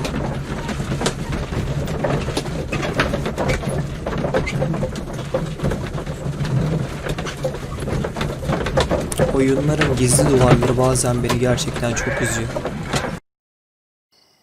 Bazen oyunlardan bir adım iki adım önde oluyorum. Ama oyun diyor ki, hop kardeşim 2 dakika bekle. Şu görevi de yap, Mr. ondan Constable? sonra. Why did you become a constable? Why? Because I wanted to serve Her Majesty, that's why. And what about serving the people like us? What? Your sort are the plague of London. Be quiet now. Asıl senin gibi görevini kötüye kullananlar o ve Wiggins. Mr. Holmes? We have good news for you, Wiggins. The investigation has proven very interesting so far. We found facts and details that confirm your brother's innocence. I knew it, Mr. Holmes. But for now, Wiggins, we need your help. Anything you like, Gov. I need you to locate a circus that has stopped over in London. It needs to have disposed of at least one exotic animal, a very large one. You can count on me, Mr. Holmes. Acaba kendine hayvan olarak mı ben varım dedi? Yoksa başka bir şey olarak?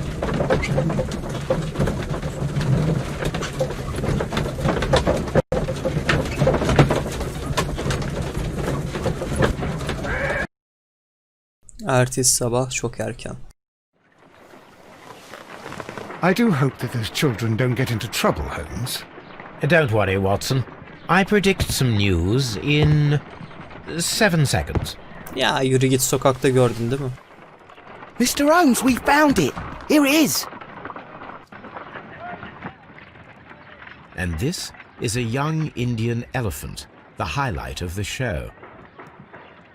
Duval Brothers, a well-known travelling circus that is currently stopped in London. I believe that is exactly the type of circus we are looking for. I'll pay it a visit. Hadi oraya da gidelim.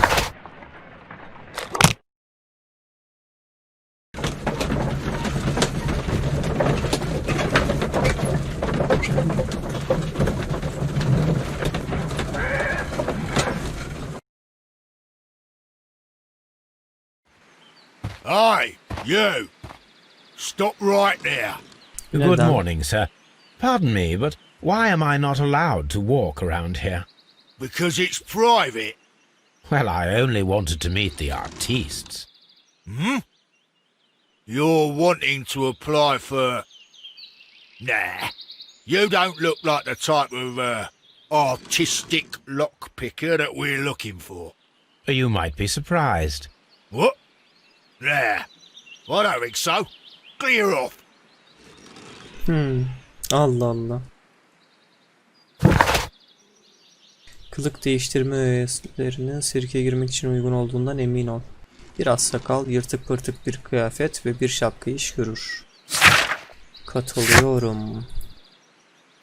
Hadi o zaman eve gidelim.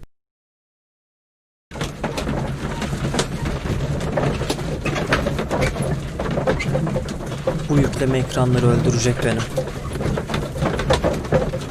SSD var ama ona rağmen yavaş yüklüyor.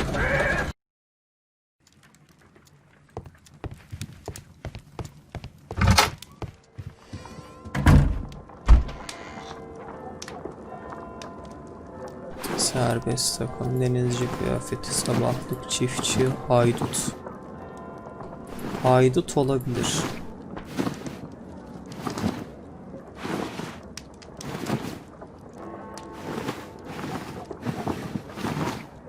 Aynen, haydut kıyafeti iyidir.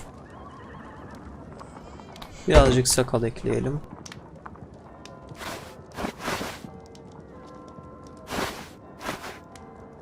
Yok, bu olmaz. Geç. Geç. Gerçi bu şapka fena değil.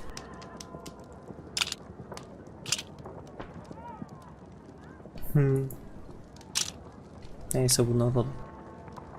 Sakal. En sağda ne var? En sağda bu var. Tamam, bu mükemmel. Nasıl? Geç. Fena değil. M harfi gibi.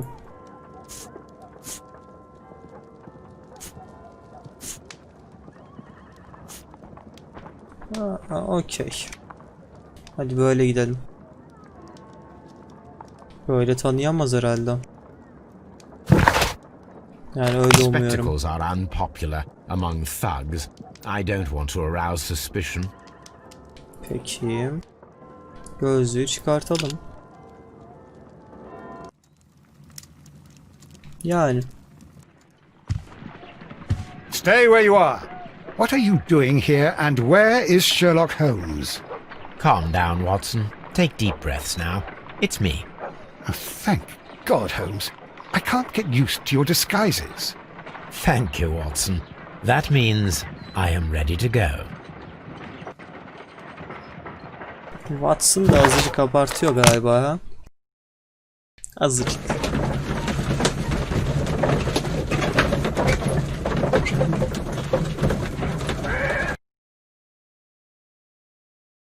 Who are you?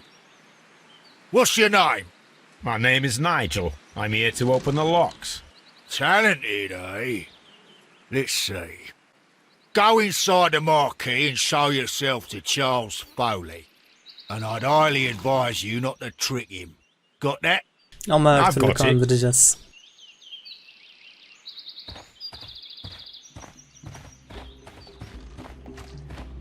Sirki keşfedelim biraz.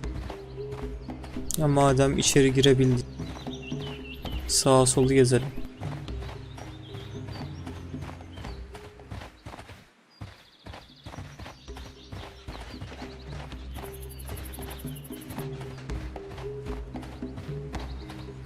Tamam, buralarda pek bir şey yok anlaşılan. Şuralara bakayım.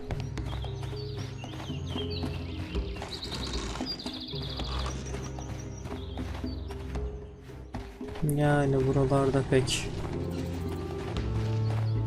zengin değil nesneler konusunda. Oyun bizden dümdüz içeri girmemizi istiyor resmen. So, everything is here just as you asked. And what about the money? Some of the barrels are wet. Transportation issues, it couldn't be helped. Whatever. We'll be here after midnight to pick up the supplies. I want to be paid first. No. You'll be paid after we make the transfer, as I said. Right? I hope that no one saw you. The police are on the lookout. Of course not. I'm a professional. Glad to hear it. Be ready for tonight then. Vay uyanıklar vay. Bu ne? Burada bir şey yok. Varillerde ne var acaba? This wooden barrel is damaged. It is difficult to say what is inside.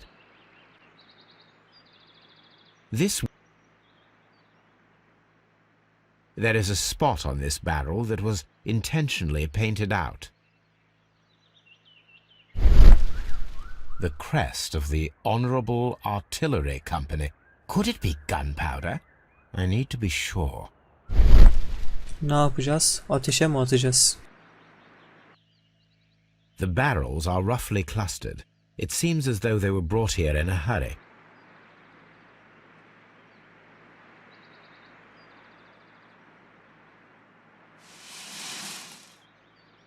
Judging by the fractions and the scent, I can confirm that it is, in fact, gunpowder. Oo. Peki.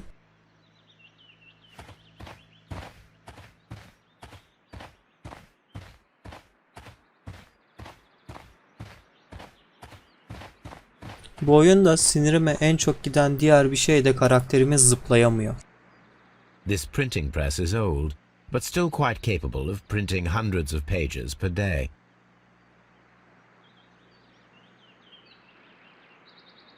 Rise up. Yüksel.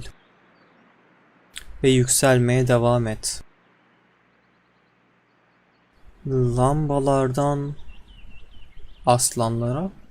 From lambs into lions. Those Pardon, are words of koyunlardan. encouragement and defiance.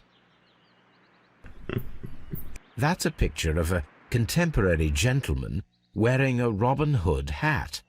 Interesting. This poster was clearly made to fire up rebellion amongst the people. Aha. There are enough posters to paste across half of London's walls. Powder kegs, a printing press, and a great many blank papers. All of this was stolen by the Merry Men quite recently. And these poster samples. I am quite sure it is not a coincidence. The Merry Men are planning some sort of sabotage. Stop right here. Who are you? Are you Charles Foley? Maybe. They say that I can Belki. open any door. Do they now? We'll see that lock near the chains on the table over there. Open that. İlk önce senin şu profiline bir bakalım ya. Bu küpe neyin nesi? Hadi küpe okey. Bandana ne? Bu kolye neyin nesi?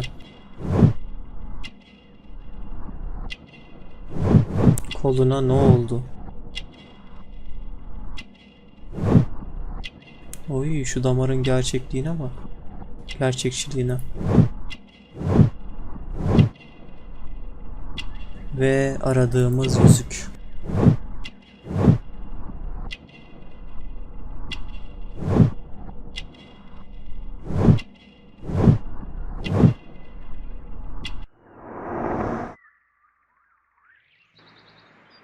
Aradığımız adam bu.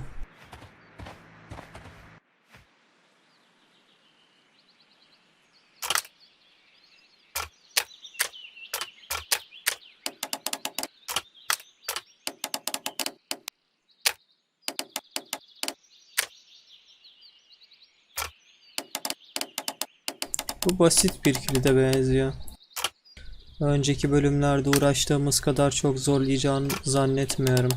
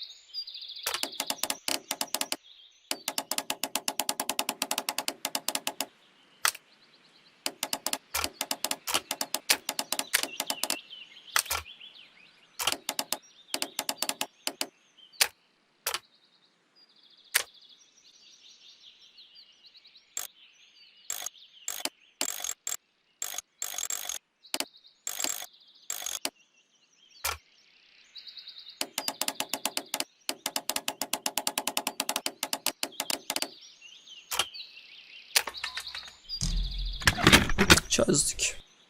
Bebek oyuncağı. Birazcık uğraştık ama çözdük. I need to find out what's behind this Charles Foley. I need... Büyük çadırdaki kilidi aç tamamlandı. Okey, peki. I need to find out what's behind this Charles Foley. Antik yüzük.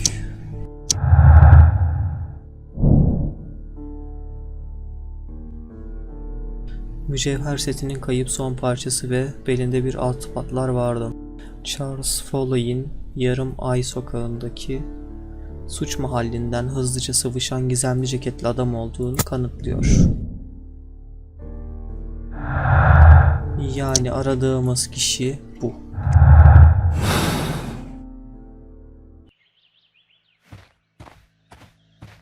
Peki, etrafı mı gezeceğiz şimdi?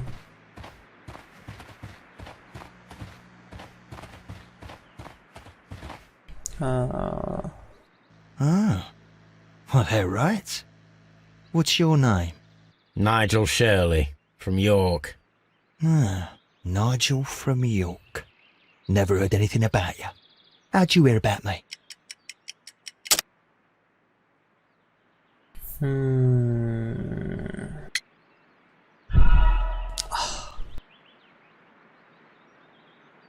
Ah, Nigel from York. Never heard anything about you. How'd you hear about me?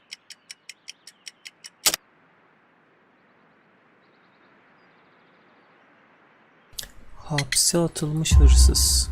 It's a long story. I met your brother, Vincent the Butcher Foley, in prison. He told me all about his betrayal and all about you. Before I was released, he told me that you might find a job for me one day and pay me some money for my craft. Well, he died 7 days ago in prison. I'm sorry to hear that. That's all right. The traitor has paid the blood price for it. And you'll do the job anyway, because I need a talented lockpicker. I know just where to search for his legacy. It's all about the Hellenistic treasures, isn't it? Gosh, you fool. Now, listen up. You'll come with us tonight, and you better mind yourself. Us? Wait, who's coming then? Billy, Jack and me. And what will I get for that? We'll share the loot. The one you seem to know about. Right. Wait for us at the abandoned manor house on a corner of Ladbroke Grove and Kensington Park Road at midnight. Deal. Peki.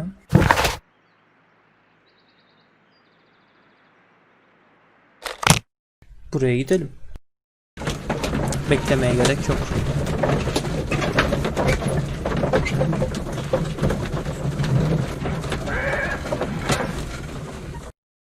Here I am at the manor.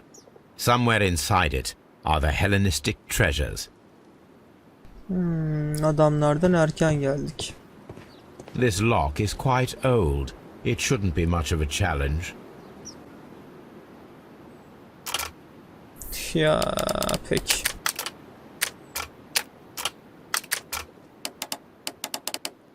En dıştan başlayalım her zamanki gibi.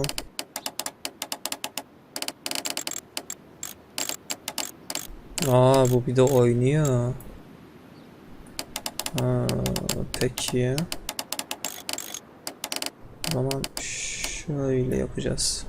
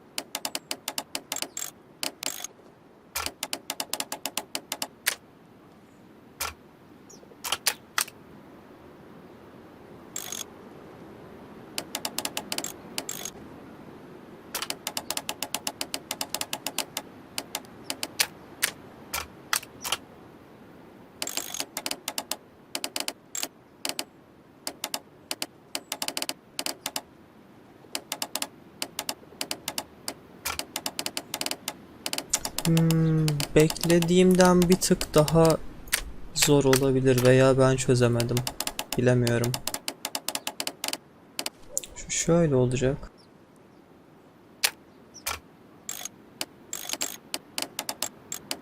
Ama aynı zamanda bu böyle oynayabilen bir şey. O yüzden bunu böyle yapabiliriz. Peki. Şimdi de dur, sen oynama bir. Şöyle. Mükemmel.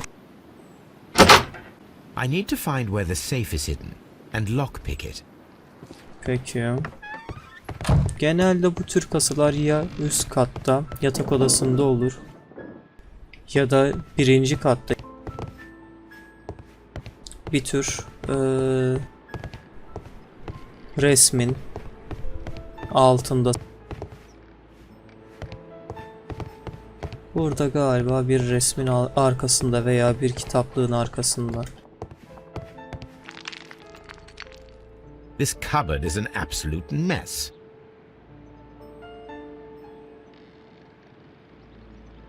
Several books have fallen from the shelves. It seems as though this cupboard can be moved. I'll give it a try. Yani klasik. So, that's the lock I must open tonight. Let me see.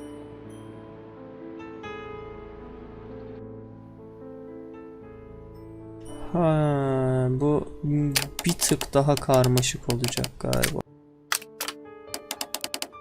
Şöyle yapalım.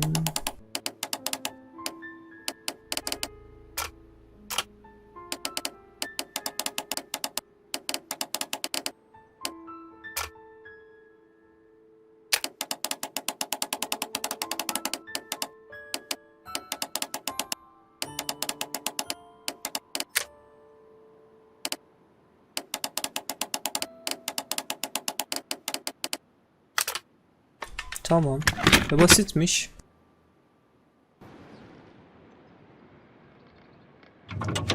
Kapının kilidi daha çok zorladı lan. Kasa ne kadar basit açıldı What a öyle. surprise! Another lock. And I won't be able to pick it. I recall that precious key around Foley's neck. It might prove a decent fit. I suppose they hired me to only open the first lock. Let us wait for the thieves, trap them, and find out. Peki. Let us check the thieves' possible escape routes in the event that they are caught off guard by the police from the front door.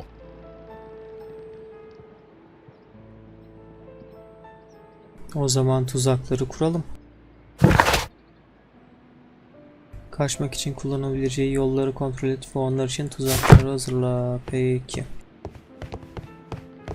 O The zaman dışarı thieves won't çıkıyoruz. attempt to escape through the front door if the police are right behind it. Yani bir arka kapı var. Mesela burası. The ground floor window is a perfect way to escape the police. Peki.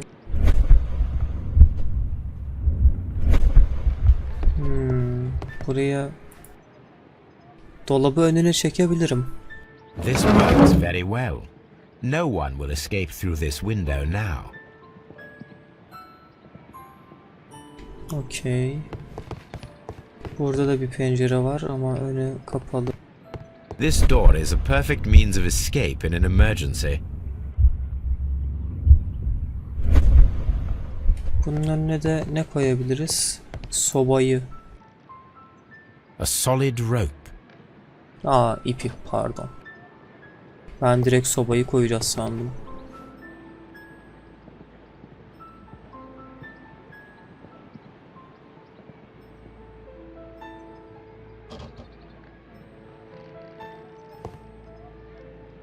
This should be useful.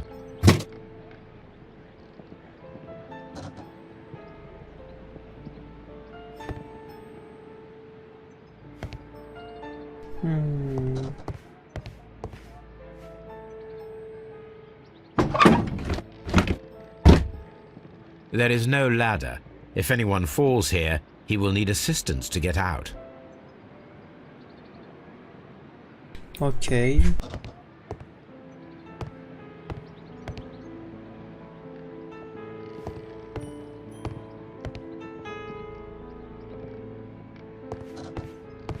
Şimdi bu kapının önüne bunu koyabilir miyim? I wonder what this old chandelier is doing on the floor.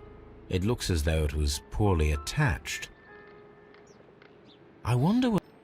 I suppose that the thieves already tried to open the lock with this formidable hammer, but they were unsuccessful. Adamlar yani buraya çoktan geldi daha önce. O zaman biz burada değişiklik yaptığımız zaman fark etmeyecekler mi? This should be useful. Bu halıyla o deliği kapatırız.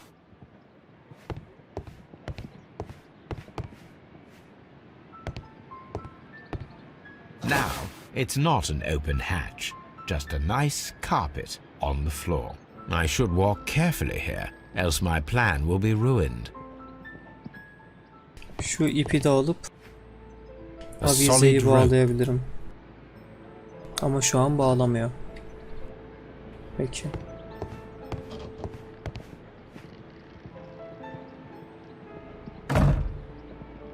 The door is now blocked. Okay.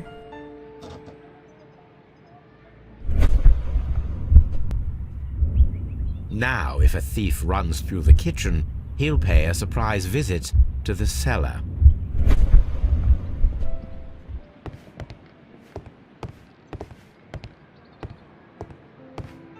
Tamam.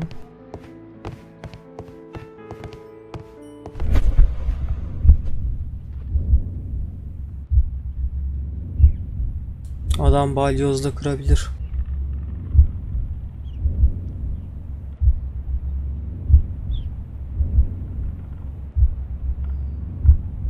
Aynen. Balyoz yeterli değil. Balyozu almam gerekiyor. I suppose that the thieves already tried to open the lock with this formidable...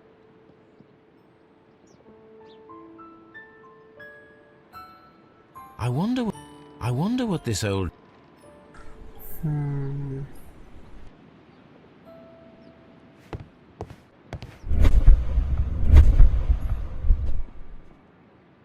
Peki. The door is now blocked.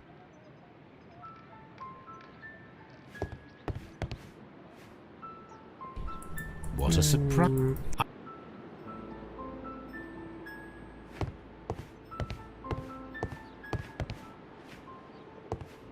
O avizeyi almak istiyorum. Acaba yukarıdaki katta işimize yarayacak bir şeyler var mı?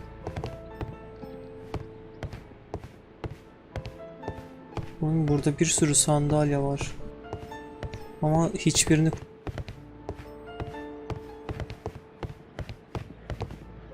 Although this window is high above the ground, it would be possible for one of the thieves to attempt to use it for their escape. Aynen, bunun önüne de bir şey koymak lazım. This is the perfect place to set a trap. Ne koyacağız peki oraya? Bunu. Mantıklı. This should be useful.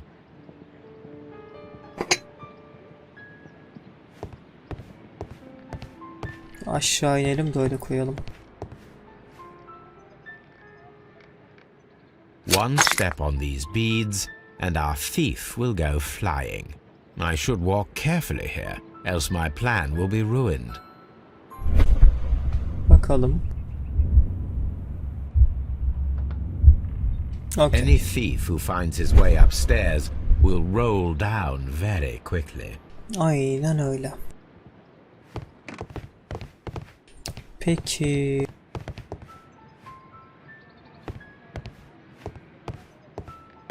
Şu kapının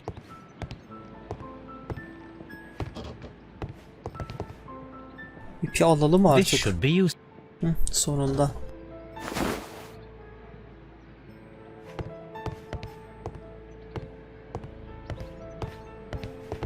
Bu iple avizeyi tekrar yerine bağlayabiliriz.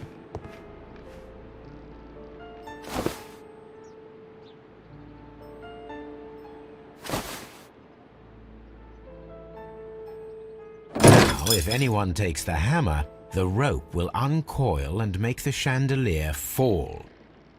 Mükemmel.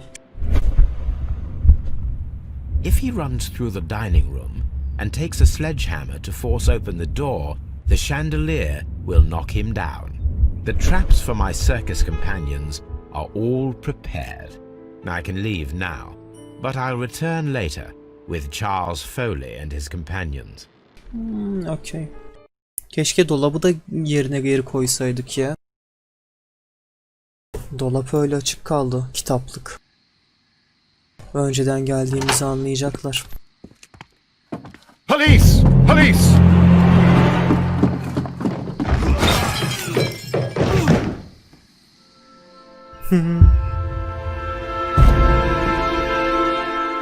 Stop where you are! Where are they? Trapped, Watson, with your assistance. How so? You sounded just like a real Bobby, my dear fellow. You startled them into the traps. I did? I assure you, Watson, it was quite an entertaining show. They will not escape the house now. You scum! And this is the pistol used for the murder in Half Moon Street. How'd you know about that? Have you closed the case yet, Sherlock? Mycroft. What are you doing here? Did you follow me? Sherlock, it may seem that I used you, but you should be pleased to know that you have served our queen well, in this instance. So now, let us catch the big fish. But this man is not one of the merry men? No. Then why exactly are we here, Sherlock? This gentleman, Charles Foley, has been involved in a double murder, and the hunter of a set of valuable antiques, the Hellenistic treasures, which disappeared in a theft many years ago. You're no better than the coppers! Hayır, biz daha kötüsüyüz. Oo. Holmes, that is incredible. The Hellenistic treasures. Indeed. Nothing but trifles. Where are the merry men? I don't know why you are asking me, Mycroft. They are yours to find. I'll see you soon, dear brother. Umarım. Görüşürüz. Don't move, you flimflammer. Şimdi kıymetli kasa. Okey.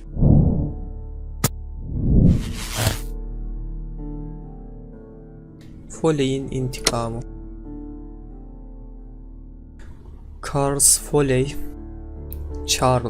Foley büyük bir soygun organize etmekten hapse atıldı. Cinayetin direkt olarak suçlusu olmadığından cezası hafifletilecek. Hayır. Foley'i tutukla. Charles Foley hain intikam planlarını organize etti ve hayata geçirdi. Kadim ve değerli hazinelerin çalınmasına katılırsa asılmayı hak ediyor. Kesinlikle. Çocuğun masum Charles olduğunu Foley, bulduk. you committed the crime of premeditated murder and of theft. You will be severely punished for your deeds. You are pitiful. You Scotland Yard dog. Save your words for the gallows. I'm sure the journalists will love them. I shall leave now, Watson. Gentlemen, please take our friends here into custody. Where are you going? I have unfinished business. I'll see you at Baker Street. Şu şeye gidelim bence. Ay sokağı mıydı neydi? Oraya gidelim de.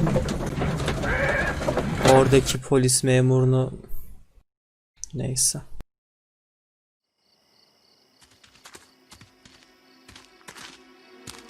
Be careful with the lamps. Don't bring them too close to the barrels. Good evening, gentlemen.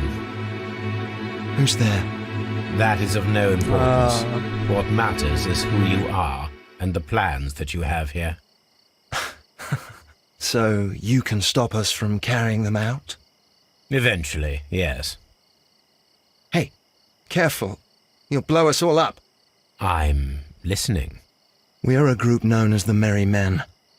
But I suppose you knew that already. We are the men who've already lost everything of value in their lives. We are ruined shopkeepers. We are workers who were fired from their jobs. Honest people who were robbed. We were forced out from our homes and thrown onto the street. And all of this in the name of the so-called law. The laws that were set out by our government. The laws that make the commoners only more vulnerable and the wealthy more protected. We are not only from the British Empire. Some of us are from the New Lands, America, Australia, and we are many. But men we are still, and we are merry for that we stopped being afraid. For those powers that be had done their best to plant the fear inside our souls, and we accepted it so easily. The fear advised us to keep our heads bowed. It prevented us from fighting. Bankers and politicians, they own our lives, our work, our bread, and they push us to compete between each other just to see who may serve them better. But in the end, they are the few, so they are weak. They are nothing without their titles. We should not fear them. Our so-called masters should fear us instead. The time has come for our group to stand tall. Our great and many merry men. We are going to blow up the London Stock Exchange. No lives shall be lost. But ownerships, debts, and property titles? They shall all be destroyed. They're only papers, after all. So many people will be freed over this night. That is a radical step to take. What result do you truly expect? Chaos. But soon people will understand that they are free, and that they don't belong to anyone. They will be able to work for themselves, together, without letting the rulers dictate what to do, and finally justice Bir de böyle will arise. yaparlarsa masum What insanların you da are paraları intending to yanacak. do is a crime. It is not justice. How do you see justice then? Kids go to prison for a loaf of dry bread. And how many lords do you see punished for stealing from their people? Sending them to their deaths in mines or overseas to fight for land? Our masters wouldn't hear us. So now it's time to sing the song of the merry men. Will you let us do our duty? Üzgünüm. İzin veremem.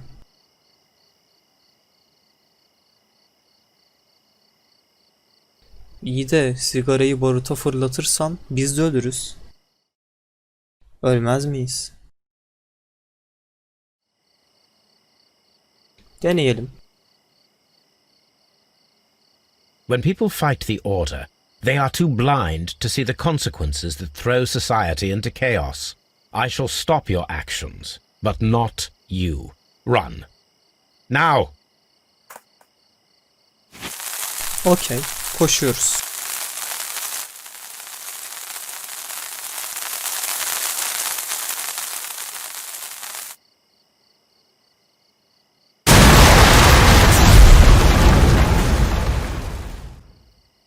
Biraz abartılmış bir patlama sahnesiydi gibi düşünüyorum. Ve oradan nasıl sağ çıktığımızda... Neyse, ayrı bir konu.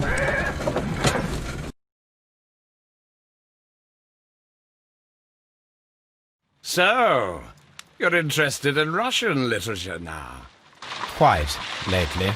It is an interesting book. I remember a few lines. Really? I tried reading it myself, but I had a hard time understanding it. Yes, Doctor. It's about intelligence. Sherlock, I vaguely recall one of the lines. Sometimes it takes something more than intelligence to act intelligently. There were also a few words along the lines of pain and suffering are always inevitable for a large intelligence and a deep heart.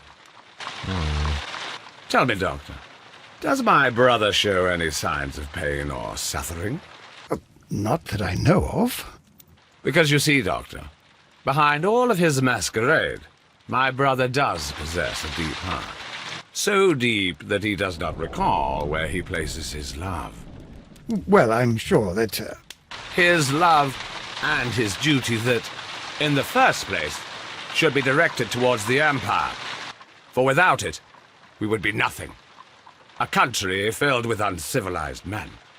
And the Empire needs order and discipline. It has no room for chaos.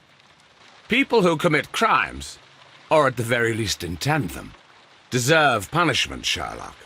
Without justice, there can be no civilization. But we serve the truth, not justice. Your truth, Doctor, that may prove immoral. Allowing people to terrorize London, destabilizing the whole empire. Terrorize only the powers whom you serve, Mycroft.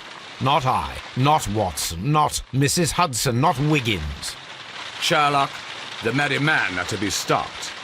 Not by me. You created the merry men. Stop them yourself. Only make sure that you don't create 10 more merry men by arresting the one. Good night, Dr. Watson. Anything in the post, Watson? Any clients worthy of our attention? Only a second reminder from Mrs. Hudson about our new neighbour. She urges you to remove your... Oh, I don't care about that. Holmes, the lady who will be moving in shortly has requested the use of our spare room to place all of her boxes. Wait, what? A lady? Yoksa yeni dava bir bayan mı içeriyor? Okey. Bu davayı emin adımlarla sürdürdüğümüz, sonuna kadar masumluğuna inandığımız ve savunduğumuz, neyse abartmayayım şimdi, bir davayı da bitirdik. Kararı kabul et. Evet.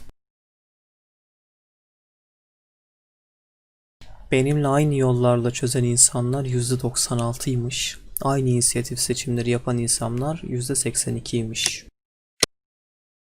Bakalım bir sonraki davamız ne?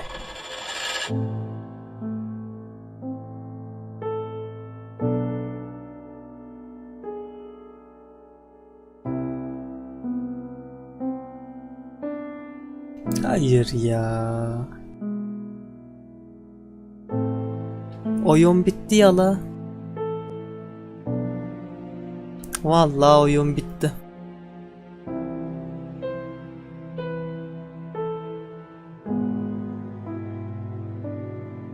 O zaman bir başka oyun videosunda görüşmek üzere. Hoşça kalın. Güzel oyundu.